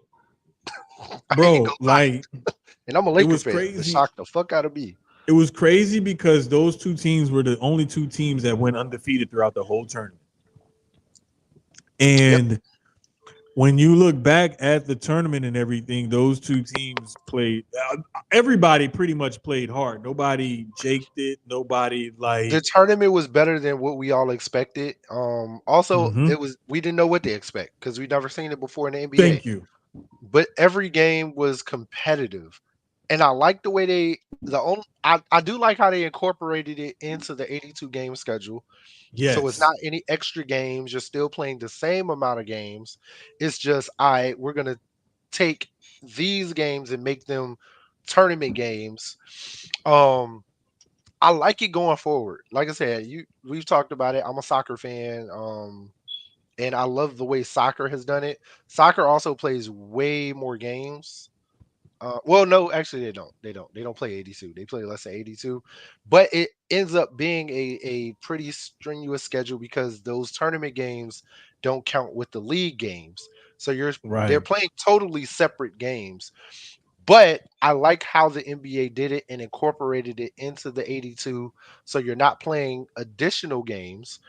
And it's just like soccer where whoever wins that in-season tournament, it's not a guarantee they're going to even go win the NBA Mm-hmm. championship. You're going to have there's going to be some years you may get the same champion because I'm hoping they're keeping this going forward. But then there's some years where just like this year, I don't see us winning an NBA championship unless we do some crazy trades. But It's the it's Lakers it's a win, thing where but somebody else is going to win. they're keeping it moving forward, and the talk has already started. Should winning the in-season tournament guarantee you a playoff spot, so on and so forth. So it's gonna be here to stay moving forward. It's just gonna be, does the prize money go up? Yeah, Does it guarantee you a playoff spot? Certain other implications. Dre's talking about the refs. Bro, the refs have been bad in in all sports. every sport It ain't just and at basketball, man. every level. Football has And been horrendous for it's years. been horrible everywhere. Like, I saw a call the other night against the Rockets, I believe it was.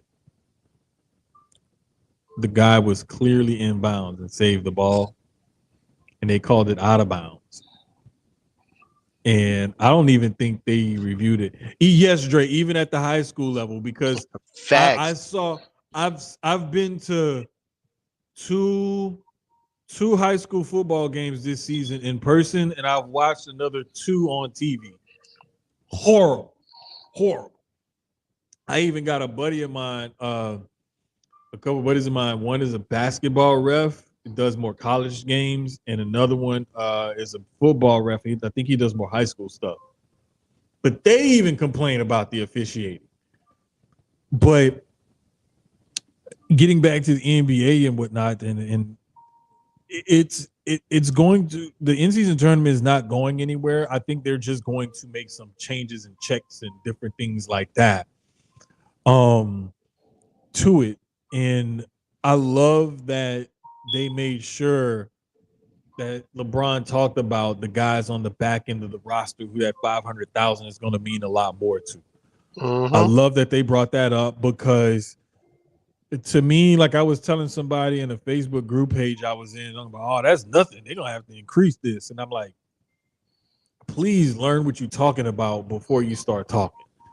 The league minimum is 1.1 million. Most of the guys on a 15-man roster are making that 1.1 million. There's only a handful of guys on every roster that's making more than 5 to 10 million a year. That $500,000 that they win for winning that in-season tournament represents almost half of some of these guys' salary. That's a lot of fucking money to a lot of players in this league. So don't tell me that 500, it ain't nothing to the guys who make that, damn near on a per game basis. That, yes, it's nothing to them because they're making, 30, 40, $50 million a year. To that LeBron, AD, Rui, the starters, D-Load and all them, that 500K cool, but that ain't, that's a small percentage of what they make.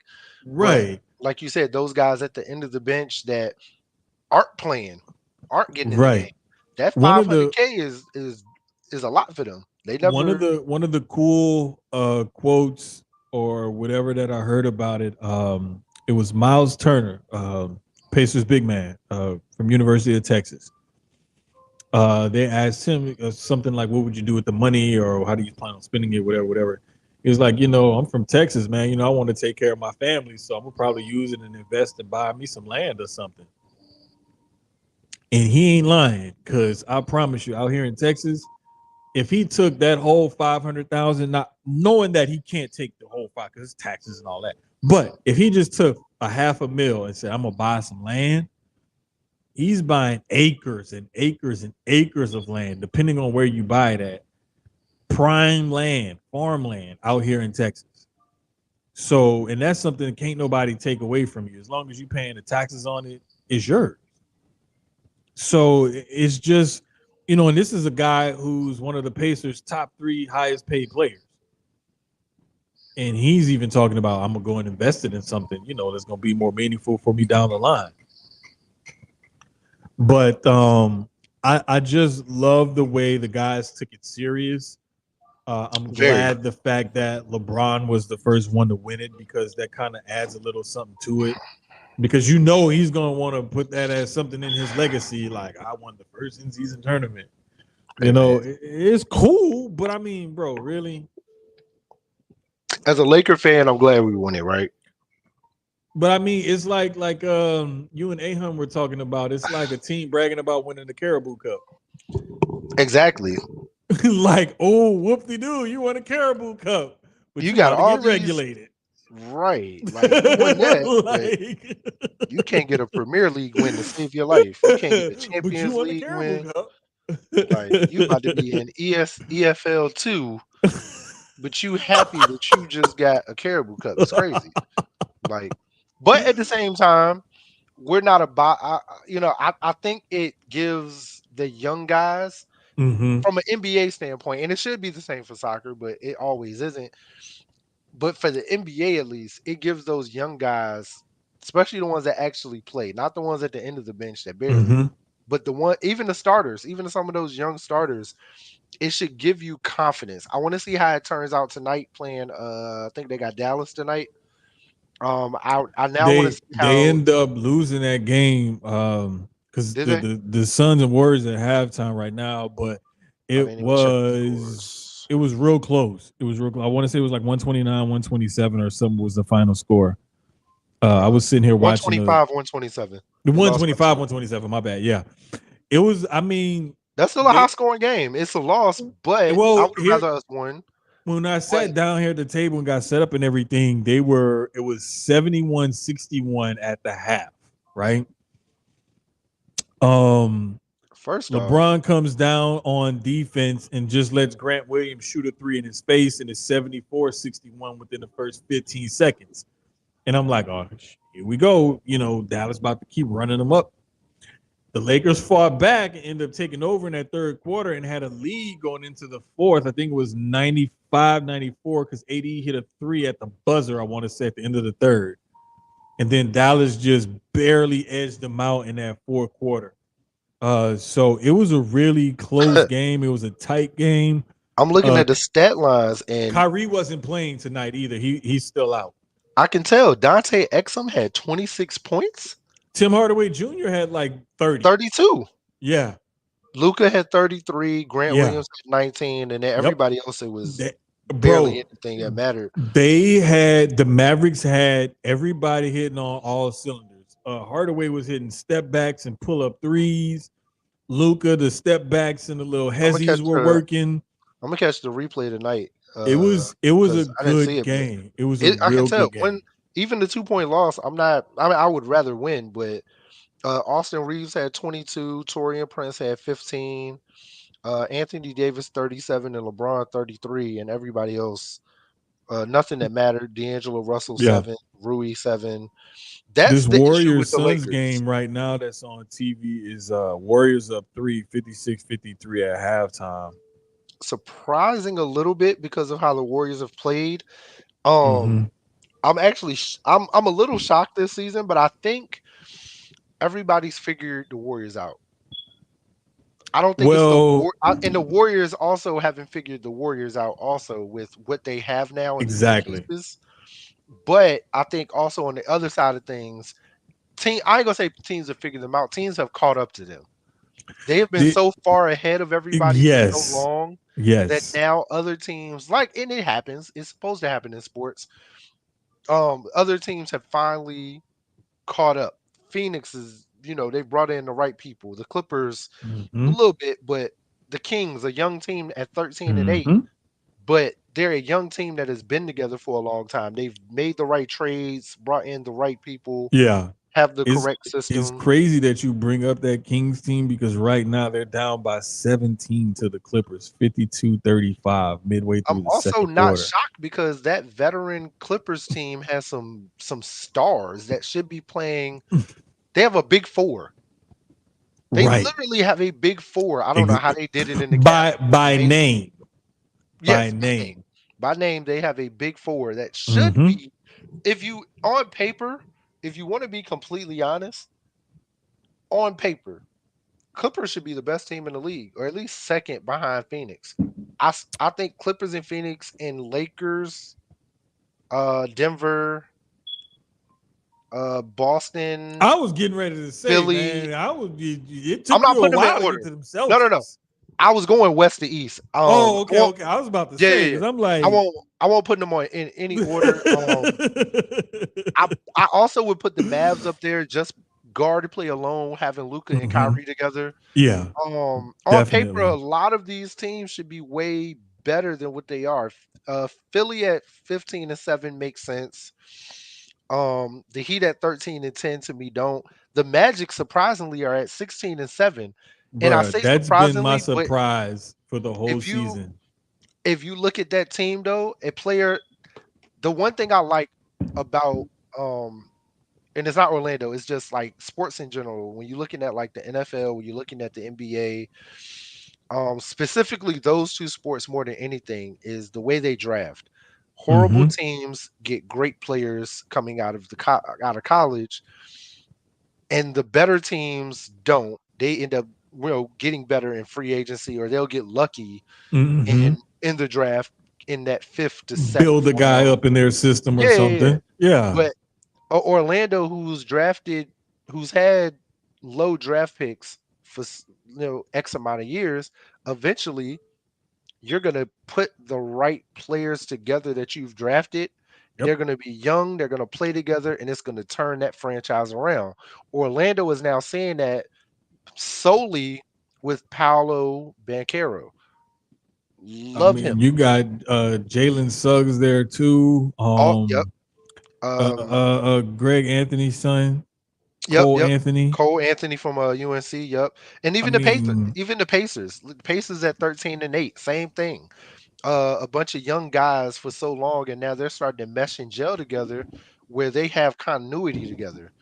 Wendell Carter, Markel Fultz. I knew it was somebody else that was Who there. he Uh, has the best Fultz, Fultz has one of the best turnaround other than what Dante Exum is doing right now too. yes, yes, But Fultz, because he's been in the league the whole time, Exum is just coming back yeah. into the league. But even for Markel Fultz, from what everybody thought he was going to be, being in Philly, to him having the injuries, to him leaving Philly, coming to Orlando figuring out what was wrong, getting Got the him right, yips with his shooting and everything, got and him just right, and look at him now. yeah. Total career turnaround. And Total bro, career turnaround. underrated too. Them damn The Wagner Knicks, brothers. the Knicks are 13-9. Bruh, the Knicks The have Knicks been have one of been the most good confusing teams because for like the last 3 years. this is the thing with the Knicks this year. And I know shout out to the guys over at the Backstage Brawl podcast and Jay Rich who does Turnbuckle Talk on Spaces with Mimi and them and those wrestling girls. Those are Knicks fans that I talk to every so often. And like I tell them, like that team will either come out and beat you 118 to 110, or they'll lose to you 112 to 93. Yep. There is no in between with the Knicks this year. They're either really good or they're gonna piss you off and play really bad. Like I just don't see any consistency with them. Nah, it never has been though. If you really look at the last 3 years, outside of that year where they made, what was it, last season? They made that no, season before last. Where them in Atlanta was going at it like crazy. 2 years ago. Yeah, and Trey Young was doing the Yeah, whole that season ice was trade celebration. Yeah, that that was season 2 years ago now. That season and last season for them were the heights of what they've had in a while. And this season too, again, record is great as of right now. Mm-hmm. Minnesota stands out to me at 17-5. Solely because, again, let's talk about Keyz being right. uh, they figured it out with the big men, where I was told, not gonna name names if he listens to this podcast. Uh, I was told that those two big men, one of them got to go. It don't make sense, And I'm like, see, this is why I don't talk sports with everybody, because everybody just Bruh, let has me tell you something. cooler talk, and that's it. Let me tell you something. And this is why I went on that rant. This is why I went on that rant a couple weeks ago. And I want to say just the other day, I think I was telling Dre, don't respond to that account or whatever, because it's a troll account. And every so often I'll see one of y'all, like somebody got, hey bro, don't respond to that. They're not worth your time, because they're trying to get a reaction and an interaction out of you. Don't let them get you. Even though the Pelicans washed them yesterday. It's because a lot of these people, they just spit out and regurgitate some stupid shit that they hear on Twitter, Facebook, internet, some radio show, podcast, whatever the hell, right? They don't really be knowing exactly what they're talking about. So it's like, if you know basketball and you really watch basketball, know the game and whatnot, you'll know Karl Anthony Towns has tried to turn himself into the best shooting big man ever. And he literally calls himself the best shooting big man ever. Yeah. When you get a guy like a Rudy Gobert, who is no good if he's more than 6 to 8 feet from the basket, and you have another big who calls himself the best shooting big man ever, I think I could probably go out there and coach that team and figure out a way how to use both of those two guys on the floor. Rudy in the post. Stretch out Karl Anthony on the perimeter. If I'm running Mike Conley running point. Thank you. If I'm running pick and roll or pick and pop, I can do that with Cat. I can't do that with Rudy. So if I'm running something with Rudy, either they're going to already know it's pick and roll because Rudy's not going to pick and pop. However, if Rudy does decide to pick and pop, he's going to become a high post playmaker with the ball in his hands. I don't really trust Rudy in that position, but if it's another action and it's just like Rudy, turn here and throw the ball here, or turn here and throw the ball here, I trust him to make the right pass in that situation. I'm not even going to get too deep in the weeds in it, but anybody that knows basketball knows that there was an easy way for you to use those two guys and take at best advantage of their two skill sets. Like, what? I do, bro. Let me tell you something. My whole we all play video games. When I'm playing 2K and I'm playing like franchise mode or whatever, and I'm building my, whatever team I got, I refuse to have a power forward under 6'10". I preferably would rather have a 6'11", 7-foot power forward to go with my 7-foot center, because I refuse to have a 6'10" or 6'11" center personally. I'm traditional when it comes to centers. I want my 7'1", 7'2" center, and I would personally rather have a 6'11" to 7-foot power forward to go with that, because I loved what San Antonio did for years, having twin towers that were dominant in that post. That's what got them to win, because they had twin towers. You had two menacing big men. You had a finesse one that could step away in Tim Duncan, and you had the big man in the middle, David Robinson, that was blocking, that was rebounding, that was getting the cleanup. You know what I mean? So they had a good run. Same thing that Minnesota has right now. If you want to be honest, yeah, they had a good run, but the way the game is played today, in order to make that work, you have to have a stretch four. Karl Anthony Towns is clearly a stretch four. Clearly. Like, so when people say stupid stuff like that, that's they have the guard. I make note of, and I'm just like, yeah, I can't really talk to you. And then you got to think about it too. The real star on that team is Anthony Edwards. If I'm gonna look at one guy on that team and say this is the guy, it's gonna be Anthony Edwards. If I'm gonna give a guy a final shot or whatever, it's gonna be Anthony Edwards. For sure. He didn't even play yesterday. When I look at that was what they were missing, losing by 20 some points or almost 20 points like that. When I look at that team and the way they're constructed, He's a slasher, a guy who likes to get to the goal, but he's learning to play on the outside more. And he's improving on his outside shot. It still works because if he drives and drops it off to Rudy, or if he kicks it out the cat, those two big men still work in that situation. Because if he drives and that big man collapses on him, okay, now I'm gonna dump it off to Rudy.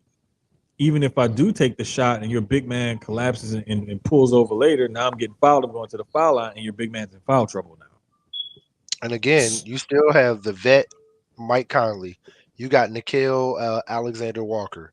Yeah, You got Brown. You got Anderson, Milton, Reed. that team is And at the top of they the have Western some Conference right now. they have some young dogs on that team, and I like them. I like it going forward. I like it for the future. The money is always going to end up being a problem because you still have Carl Anthony Towns, Rudy, and Kyle Anderson's going to end up coming up for a big contract soon. Um, But so here's the thing: just looking at the way the league is right now, the playoffs started now. Western Conference play-in teams will be Rockets, Clippers, Suns, and Pelicans. In the East, play-in teams right now will be the Heat, the Nets, the Cavs, and the Hawks. I don't see the bottom of those conferences changing too much. I think the teams at the top, with the Celtics, surprisingly the Magic, the Bucks, Sixers. I think most of them are pretty much in the Pacers and the Knicks. Then you got the top six in the West. You got the T-Wolves. Small surprise in the Thunder. Again, another team who's had a ton of draft picks, drafted well. Now they're all growing. And they still have a lot of draft picks. Exactly. That's the scary part about them. The Mavs, they're expected to be there. The Nuggets, the Kings have proven themselves, and then the Lakers. So you got a mix in both conferences, from 1 through 10 of teams that I expected to see this team here. And then there's also I expected to see this team, but not where they're at. So the Bulls have been nothing in like the major media, but still lots of talk that they're pretty much about to blow the team up. Yep. In a sense, Zach LaVine is pretty much the one name. Caruso, I think that was mostly just with the Laker talk. As far there as was Caruso. even some I thought I heard some little chat, bit, about DeRozan, yeah. but I don't think I think DeRozan is the one person they don't, unless there is a really good trade. Because again, and when I say really good trade, it's more draft picks and assets. But for them to trade DeRozan also, I think for the most part DeRozan stays. But I think Zach LaVine's on his way out. We don't know how that Lonzo Ball contract and what's going to happen with him in the long run. I pray that he's not done. That young man has so much talent. Oh boy. So wait a minute. A little bit of breaking news. Pro Football Talk is now reporting Patriots owner Robert Kraft reportedly decided to move on from coach Bill Belichick after Week 10 loss to the Colts in Germany. Could a late season hot streak spark a reversal? So I'm going to go with it and say, yes, it is something that is supposedly definitely going to happen if and I'm just saying this because I know sometimes guys over at Pro Football Talk will get shit wrong, and I know people will blow up and say, they don't always, like Florio's this and that. He may not be someone that some of you like in the way he presents his content or what have you. However, if Pro Football Talk is saying it, I'm more apt to believe it than the Score and all these other little smaller blogs and websites and whatnot.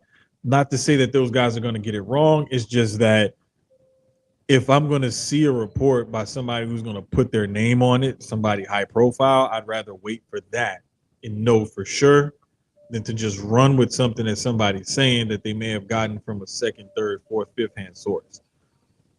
But But anyway, I think they should have been moved on from him, though. I'm gonna be honest. I feel like once Brady was gone, Bill should have, at least for his legacy and respect to who he was, I know Bill didn't want to. Bill wanted to, prove to everybody that he could win without Brady, and I've loved. Of I course. respect it. I fully respect it. But I think it was one of those things where he should have. And if this is it with the Patriots, I feel like if it's not a front office job, go and enjoy your retirement, man. You've had an amazing career. That ain't Best Hoodie though. I think Hoodie still wants to be best coach around the ever. game and coach the And, game. And but that's why I I, said honestly, I can see him being a. I can see him moving into not the GM position for the Patriots, but the president, kind of like what I could Arians did with the Bucks. I could see him moving across the country to LA because there's a team in LA that could use a head coach next year. There's a team in Vegas that I mean, I ain't gonna say that because I think they like who they have. Hold on, who's I'm that LA just team? saying, Chargers? Chargers. They I don't got like it. Justin Herbert. I don't like it. They got Bosa. I mean, I kind of like it. I'm just saying. I'm just saying. Does he take the They staff with got him? Derwin James.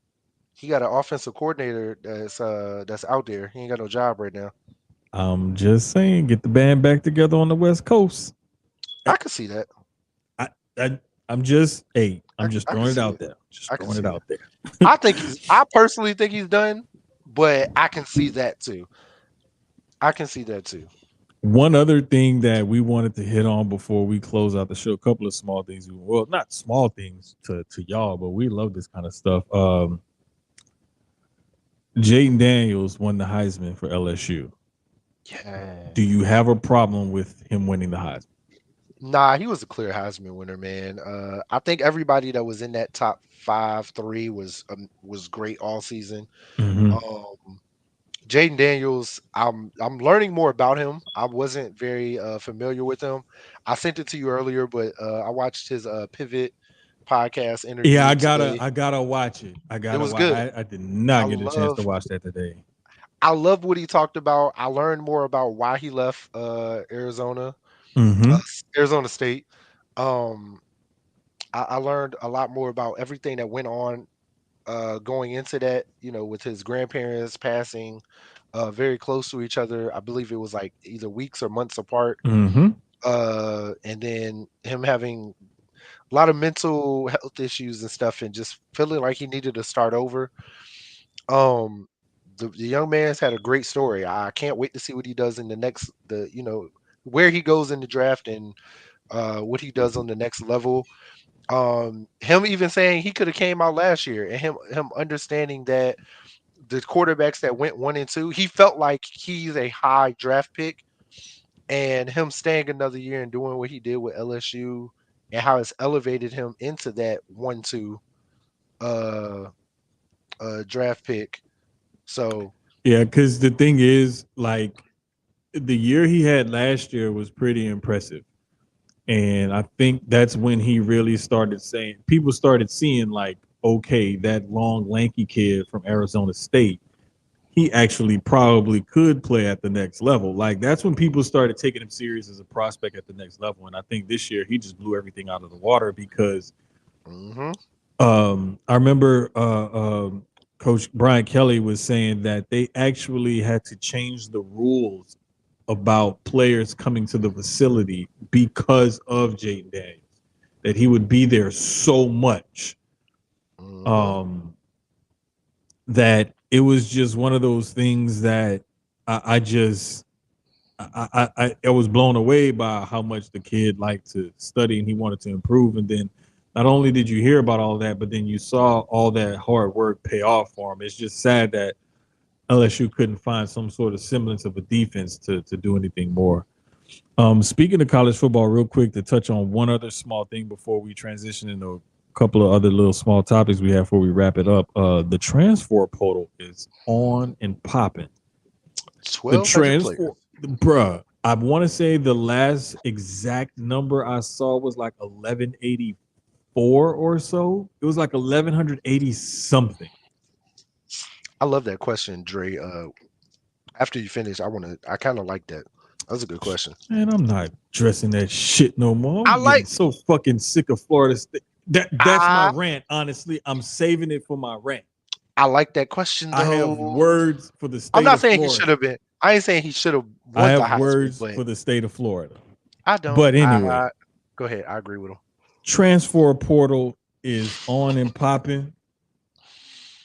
1,200 players in there, and I saw somebody was kind of shocked earlier where It's becoming the NFL free agency. It's crazy. yeah, it wasn't a recruit. I think it was a brand new recruit.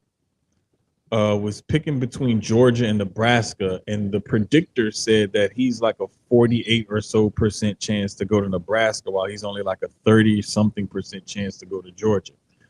And somebody was just like dumbfounded. Why would he pick Nebraska? It's the money, bro. It's the money. Because Matt Rule even came out himself and said to get a quarterback right now in the NIL transfer portal and all this, it'll cost you about $1.5 million. Crazy. Them people in the Midwest and Nebraska, that's all they have. They don't have nothing else anywhere around them to call their own. The biggest sports thing outside of the University of Nebraska football team is the fact that they hold the College World Series in Omaha every year. Oh, yeah, yeah. Outside of that, what do they have to call their own? It's just Nebraska football, and that's it. Mm-hmm. So what do you think that whole state and all that alumni association and all those former football players and whatnot are going to do? They're going to rally around that team and come up with the money to pay those players to make that Cornhusker football team look good again. As NIL, like now we're in are we in year 2 of this? Yeah, year 2. I think last year was kind of like first real year. I think it could be the second or third year. It's still really, really new. Very young, very young. But at this point, as we're seeing, and as much as we have said, like these players should have been paid before, in some capacity, right? Going forward, looking forward into the future, is this hurting college football? No. Or is it making it better? Where a team like a Nebraska now has a chance at a number 1 recruit, where before, like you just said, it was between Georgia and Nebraska. That percentage number would be higher that he's going to Georgia. Yeah. Or Nebraska probably wouldn't even be one of the teams that he's looking at. Right. In the past. So what you're seeing is more parity. There are chances where the rich will get richer, but then there's also Draymond just got ejected for a flagrant 2 foul, and he definitely deserved it. I almost spit my soda out. That's too normal. It's too normal. Well, bro, the thing is, like, I saw I didn't see the actual play because I kind of caught the replay. Nurkic had him or grabbing him or something, and then he's like messing with Draymond, grabbing Draymond's side, right? And Draymond is trying to fend him off with the right hand, and he just spun around and gave him like a pimp slap as he turned around, but he tried to make it look like he's just waving his arms up in the air. But bro, you clearly your hand was by your side. You raised it and spun around and then hit him in the face. But anyway, Draymond. I think NIL has done some harm to some programs around the country, and I think it'll continue to do so. Mm-hmm. However, there's still going to be the here and now where there's still going to be players who are going to want to go and play for certain teams because they have the facilities or they have the coaches or the opportunities that player can take and turn that into an NFL career, which is going to be a lot more lucrative long term than a NIL deal in college. The one NIL thing I will still hit on right now is that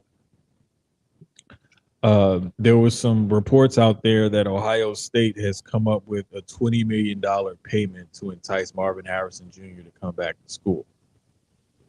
I think he was coming back even without the NIL money. I'm gonna be honest. But because once I seen the reports of what he said of why he wanted to come back, I mean the NIL is always gonna play a part, but because he potentially can make so much money in the NFL as a high three.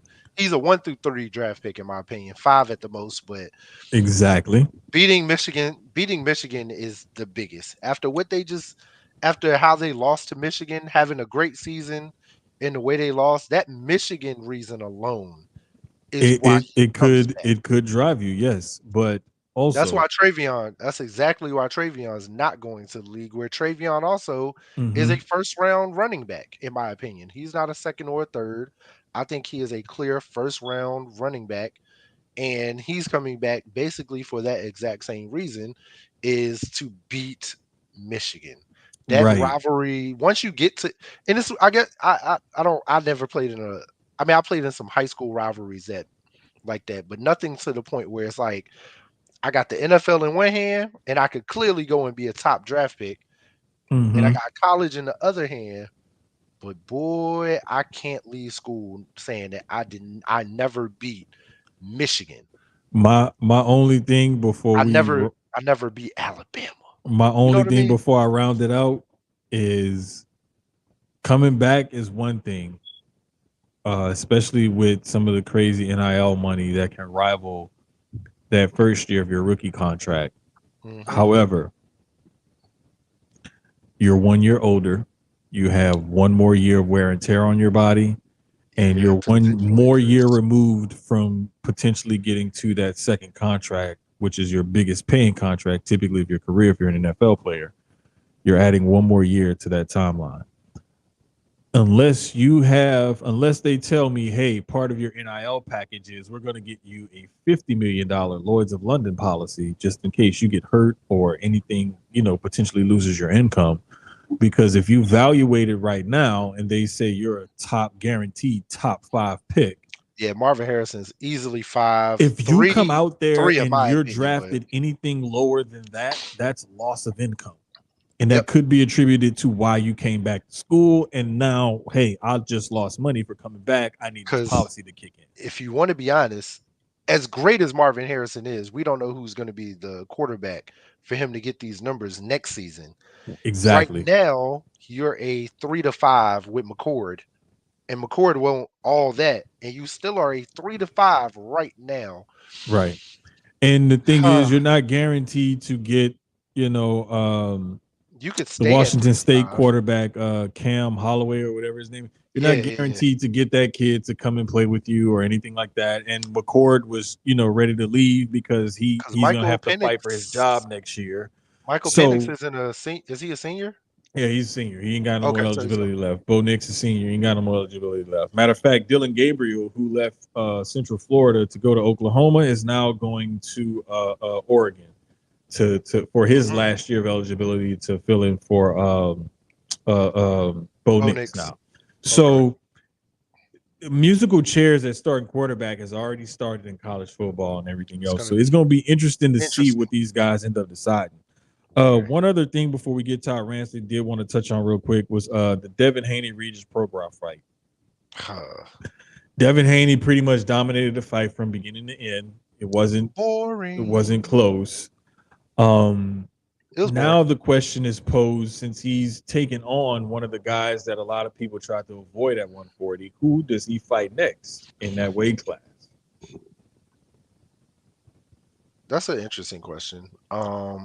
There was I can't find the article that we had talked about earlier, but there was 4 different fighters.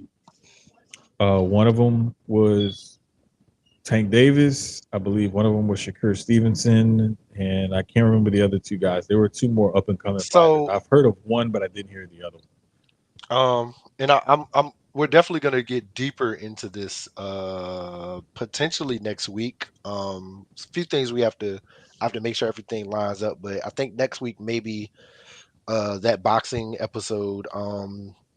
Just because there's some big fights, not this weekend, but next weekend. Yeah, and then we With got the remember that heavyweights. heavyweight card. I believe is that 23rd. It's next week. is the Friday or Saturday or whatever.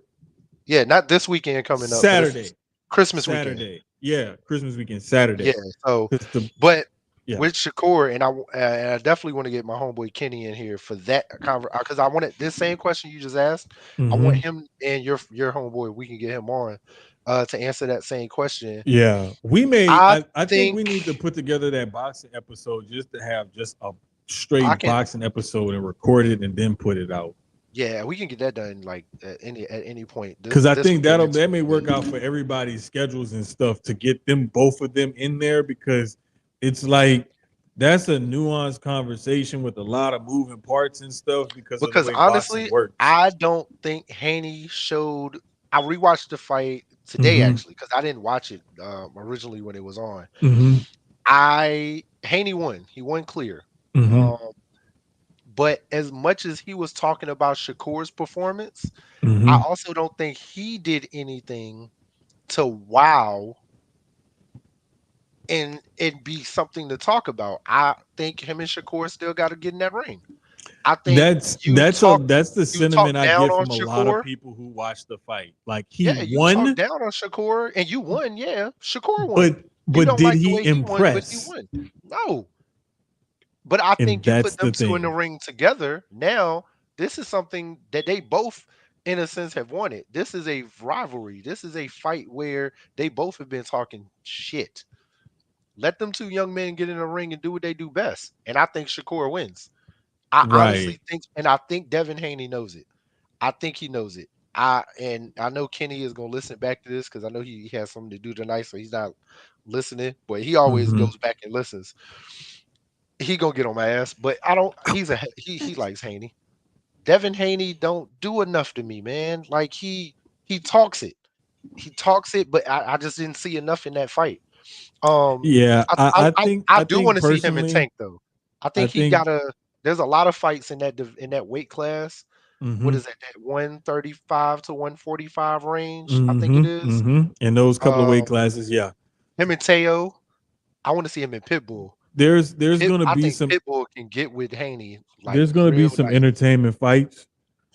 The one, but I do want to see Haney in there with somebody with Gervonta Tank Davis's punching power And that's because what I there's said a with lot of Pitbull. times Teo Cruz has that where same punching power. right there's a lot of times where a guy like Haney stands in there and will counter punch with a guy because he's not really getting tagged. Hmm. But my thing is, and I'll leave it at this before we get to our rants. Can Haney stand in there and still counterpunch with a guy with that kind of knockout power? And I don't think he can because we I don't haven't think he seen him can do either. it yet. Because And I don't, I if I have not seen you prove that to me yet, I feel like you can't do it until you prove it to me. Tank got that power. Shakur, even though he didn't show it in the last fight, Shakur has that power. Teo Cruz has Mhm. that power. Garcia has that power.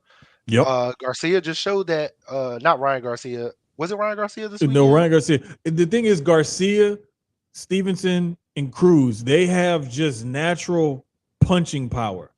Hmm. Shakur does not have that natural punching power, but his power comes from his accuracy. Yeah. And he's so pinpoint accurate. And just when you think like maybe his footwork or his body positioning is a little off, he'll hit you with a punch that you didn't And even see him, coming, and it'd be pinpoint. I'm gonna tell you what makes Shakur even more dangerous, and it helped Tank is working with Floyd. Tank benefited Definitely. from it.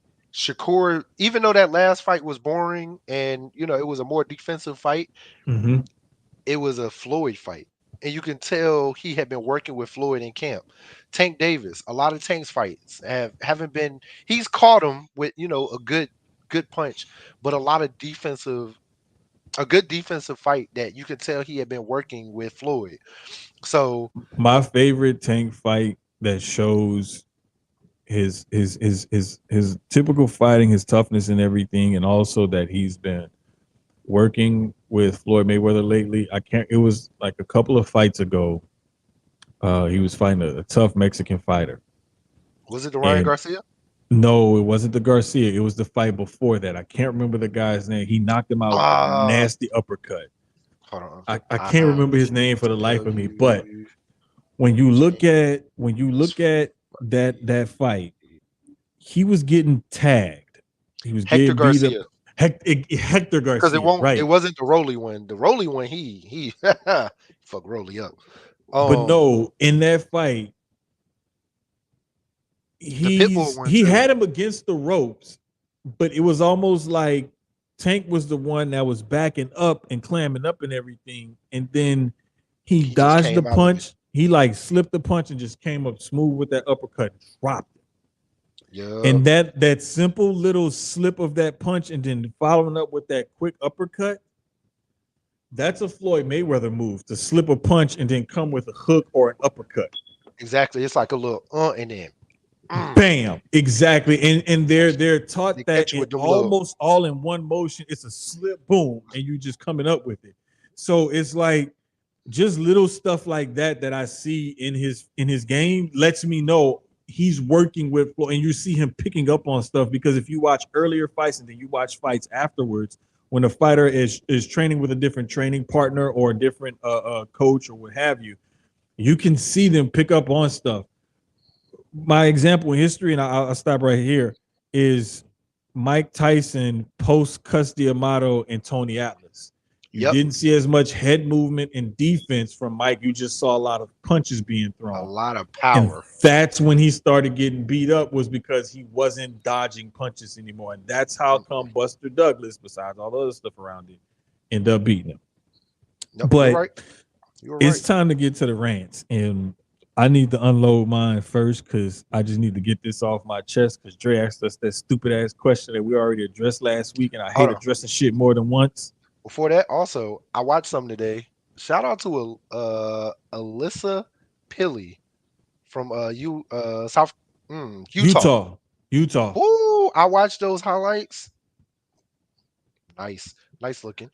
Nice. So basically, my rant this week is about and this fool cut me off to say something about a goddamn women's basketball player when I'm trying to get my rant off about fucking Florida State.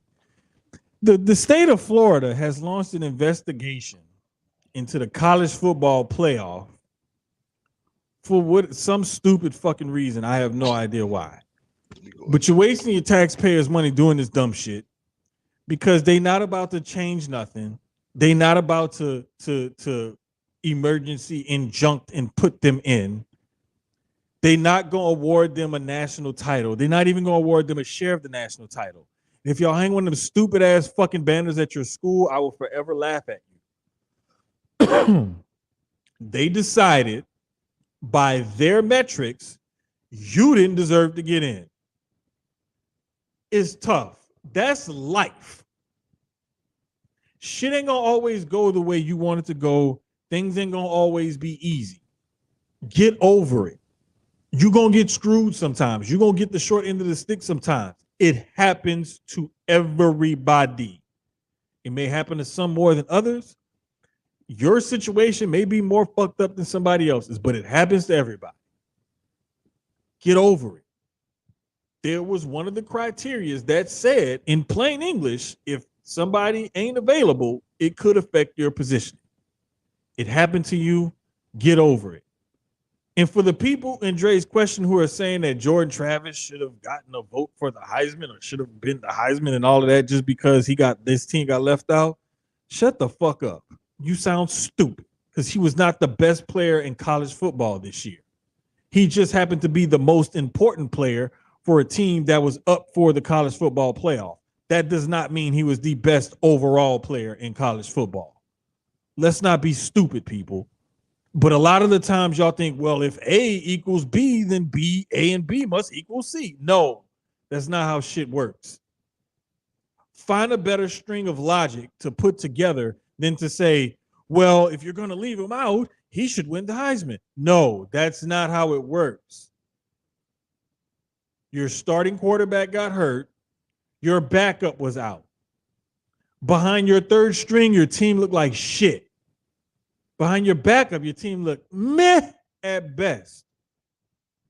And you really wanted them to put y'all in just so y'all can get y'all heads beat in. Yes. No. It's about money. And like Sloan had kept saying, you got to follow the dollar. Who's going to bring in more ticket sales, more merch sales? Who's going to have more fans out there? Who's going to provide us a more exciting game? Texas and Alabama. Because they weren't taking out Michigan or Washington. Their quarterbacks are fine. Harbaugh came back from his suspension. They're 100% put together. Damn the quarterback side of it. No, it's your rant. I'm sorry. Go ahead. My bad. But it's like, I don't understand how these people can think that this guy should get the Heisman, or why the state of Florida thinks we're going to sue. This is grandstanding.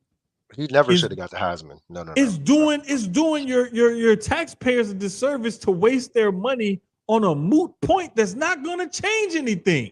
Because it's already being changed next year with the college playoff system being expanded to 12. It'd be different if it was going to be the same next year, or they don't have this potential, this 12-team playoff going forward. Then I get it. But because this is the last year of it, it doesn't change anything. It's not going to be changed in time for. My thing is, it wasn't going to change nothing, no way, because they're not going to go back and have some court ruling that's going to be ruled before these games get played to say that Florida State can get in now. You can't force this entity to put your team in. You can't. If it wasn't for the 12 team coming up next year, I would totally be with them as far as like make your argument and push forward, so that way it can change going forward. But because it's already being changed going forward, it's like you really just got to sit in the corner and cry about it. And I hate to say it because I do think Florida State was robbed. I don't really. We all know the third string won't gonna play. The second string, Rodemaker, was going to be fine in time for the college playoff games to come. I do think they should have been in Alabama. That Alabama Texas is. We talked about it was very hard because Texas beat them early in the season. But Alabama turned it the fuck on at the end of the season, and they beat the number one team. Texas had a great season also. And that was more the argument, was which one of them two should have gotten in. Florida State should have been 3, and that 4 really should have been between Texas and Alabama, and that should have been the argument. Alabama probably would have got in solely because of like what you and Sloan said. It's about money. It's solely about money, and it's the SEC. This right here will be the last time I address that shit. And I swear on everything I love, Dre, if you ask me another fucking question like that, I'm going to call you and curse you out personally. Don't ask me no stupid ass shit like that no more. That nigga 7'4" and bald. You want those problems, brother? Nigga 7'4" and bald. That's crazy. 5'10", 180. Don't laugh in the comments. Don't laugh in the comments. My rant is over. I bequeath my time. I'm gonna make mine short and sweet. Hey Philly, come to the forefront. I love my franchise. Oh boy, I do. I love us. We have squeak. Well, I'm gonna tell you this short story really quick. Went to Little Caesars, got the kids some pizza tonight. And a Philly fan was in there. He had his hat on. I said, man, we've had a rough 2 weeks. And the way he broke it down to me, I love it. I feel like that stance, KG. I feel like is what we all should have had mentally, or what we all should have mentally when it comes to our team, especially in football, because football is a week-to-week game. And I hear a lot of football players say it. Jalen Hurts has said it all season. Once you win a game, you get excited about it. You're happy you won. You know, if you squeaked it out, cool. If you weren't supposed to win and you won, great. You're 1-0. But after Monday, once Tuesday comes, if you played on Sunday, if you play on Monday, once Wednesday comes, whatever, Tuesday, Wednesday, either way, once that new football week starts, you are now 0-0. And it's a whole new week, whole new season. Yep. But a lot of what he said made sense, and it had me thinking going into my rant, because I had already told you my rant was going to be about Philly. It still is. But it softened it just a little bit because, like you said, regardless of the D-backs being weak, that's the weakest part of the entire team. Outside of our OC and DC, that is where my issue is. Rookie coordinators, of course, but I hate the way Brian Johnson has been calling all season. You can tell that Jalen has not been comfortable in that offense the entire season. You have DeAndre Swift that when you give him the ball has produced when you give him the ball. When you start giving Gainwell too many carries, when you're giving Boston Scott too many carries, I love them as running backs, Mm-hmm. but Swift is the number one back. Jalen shouldn't have to run as much because, and I love when Jalen runs. Jalen does exactly what he's supposed to do. KG, I'm not listening to nothing you talking about, brother. All right? It's the D-backs. It's not the linebackers. I don't even want to know who your team is because I feel like I know where this is about to go. You already know where it's about to go. I know where it's about to go, and I don't want to have that discussion with him either. So, congrats. But the offense hasn't been comfortable all year. And even in this last game with Dallas, more the Dallas game than the 49er game, you could totally tell it was so predictable. The offense was super predictable. You knew what was going to happen. The Cowboys had it like lined out. They knew exactly what to do, how to combat it. On the defensive side of things, it's the D-backs. Our D-backs have been trash for years. Darius Slay is the best part of that defense backfield. But it's the D-backs. The D-backs can't tackle. It's a lot of rookies, a lot of injuries also. No excuses. We talked about it earlier. Marquez Valdez-Scantling not catching that pass. That's on the Chiefs, not on us. We were still in the game. We capitalized and won. Same thing with the Buffalo game. Same thing all season, to be honest with you, with all the other wins. So I don't know. We got 4 games left. Seahawks win doesn't scare me anymore because of who the quarterback is. I'm not scared of Drew Lock. The Giants one don't really scare me too much. I feel like Kyler is gonna do some crazy shit and they're gonna beat us. And it's gonna piss me off because we lost to the Cardinals too. Also, the Cowboys lost to the Cardinals too. Who's the quarterback? Wasn't it Josh Dobbs? That's crazy. Y'all lost to Josh Dobbs. But you went 1-1 with us. And you lost to the 49ers too. That's crazy. But you went 1-1 with us. We ain't gonna talk about it. That's my other rant. That's my rant. It's coming soon. I hate Cowboy fans so much. It's not the franchise, it's not the team, it's the fans. Love this time of year. And KG will laugh at this. Like, we got a homeboy, Ron. He been living in Texas for 30 years, and he still sound like he just got off the plane from New York. Oh, for real? I have a couple friends like that. I have a friend like that. Like, that New York don't leave you. I have a friend who was born in New York, lived there, and maybe the first 4 years of his life, and he's been in Virginia ever since. Yeah. And he's still, I ran into him a couple weeks back at the store. Bro sounds like he just left New York yesterday. Bro, still. Look, and I'm like, how when you've been here so long? When I tell you after last night's game, when DeVito won that game for him, gets me up Philly without 2 L's. This fool, you have to say son like Ron.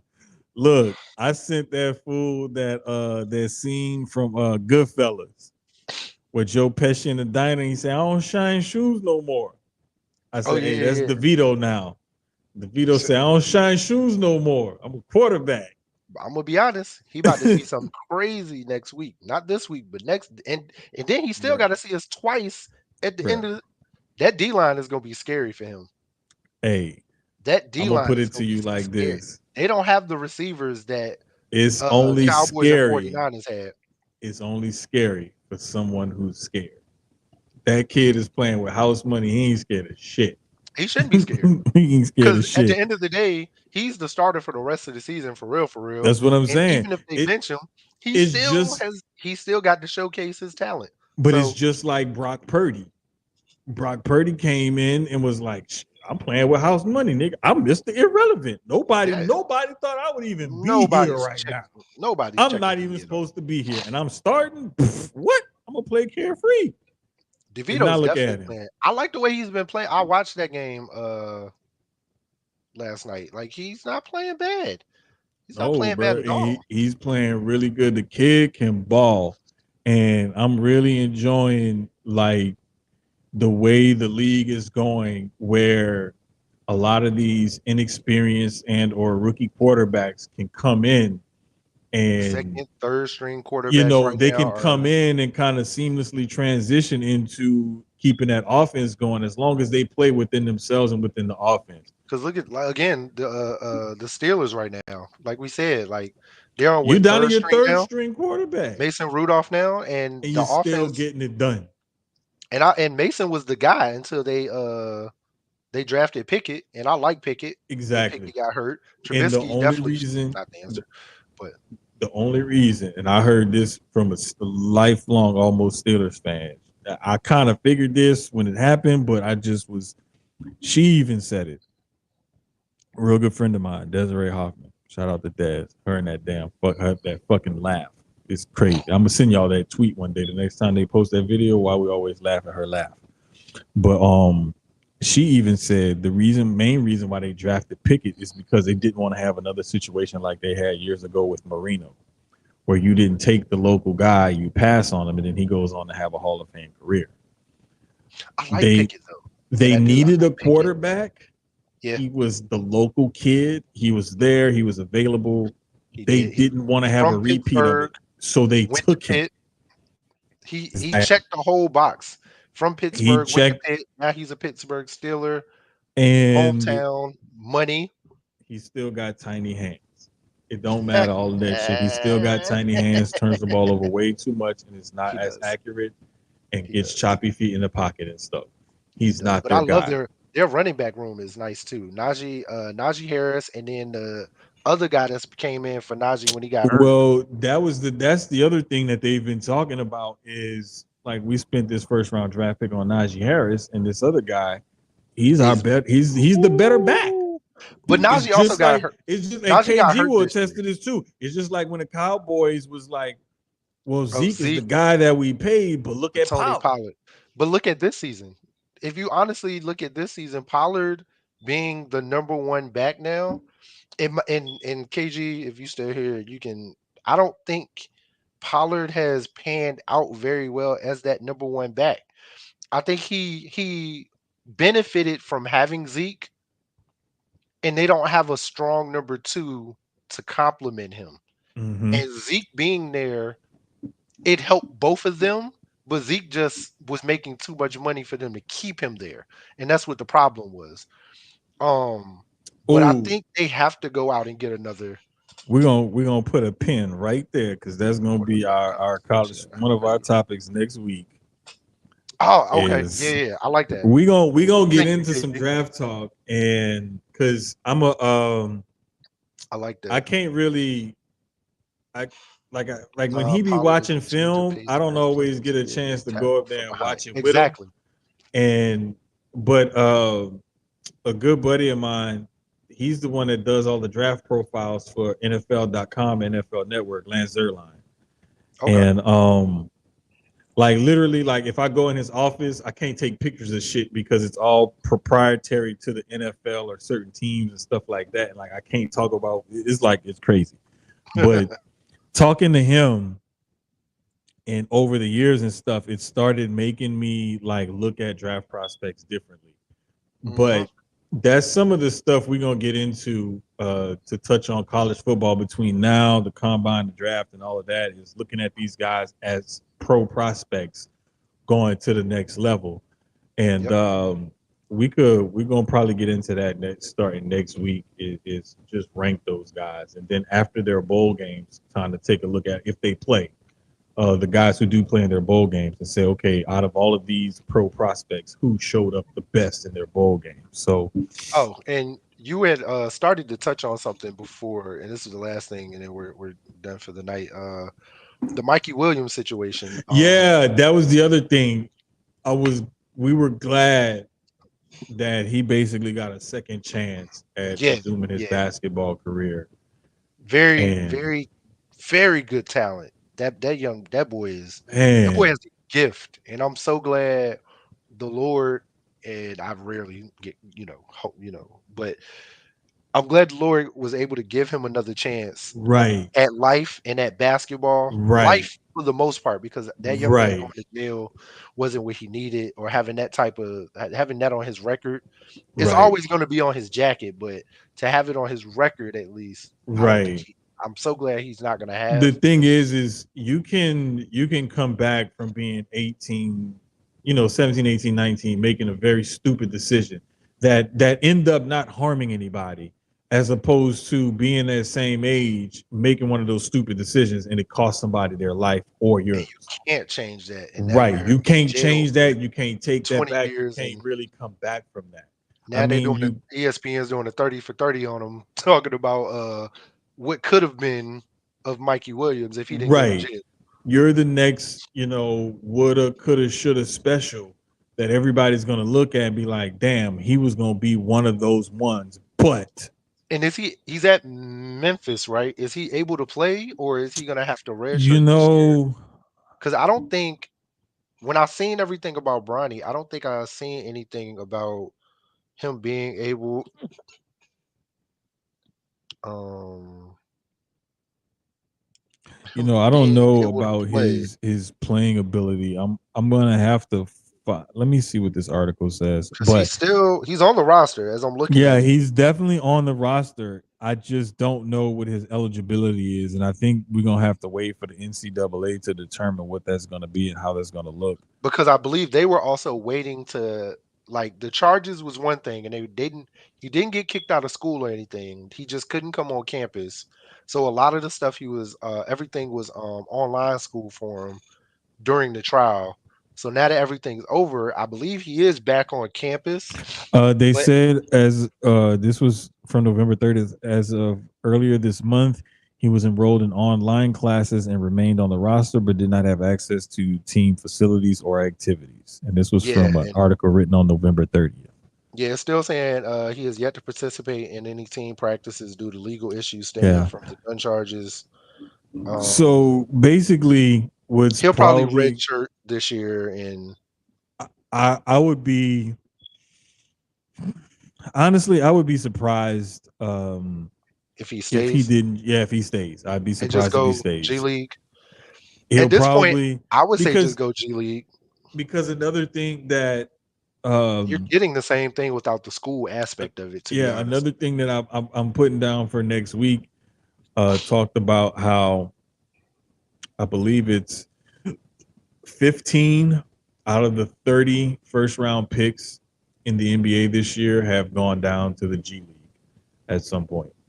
So there's a lot there. There's a lot of things there to break down, but I'm just glad that the kid was able to basically get away from the more serious charges, plead down to some much lesser charges, and will be able to resume his basketball career and be a free man as long as he keeps his nose on the straight and narrow. But I mean, just like you said, just thank God and hope and pray that the kid keeps his nose clean and can, use his God given ability because he's such a smooth, effortless player. It's just his Man, athleticism is off the charts, and he has to improve on decision making and shot selection. Of course, as a lot of these young players have to, but you can see the framework for a really good, bare minimum, a good solid rotational NBA player for at least 3, 4, 5, maybe 7 years if he stays healthy. yeah, definitely. So But with that being said, that's Keyz. I'm Jermaine. This has been Sucio Sportz, episode 11. 11, 11, 11, 11, 11. The Once.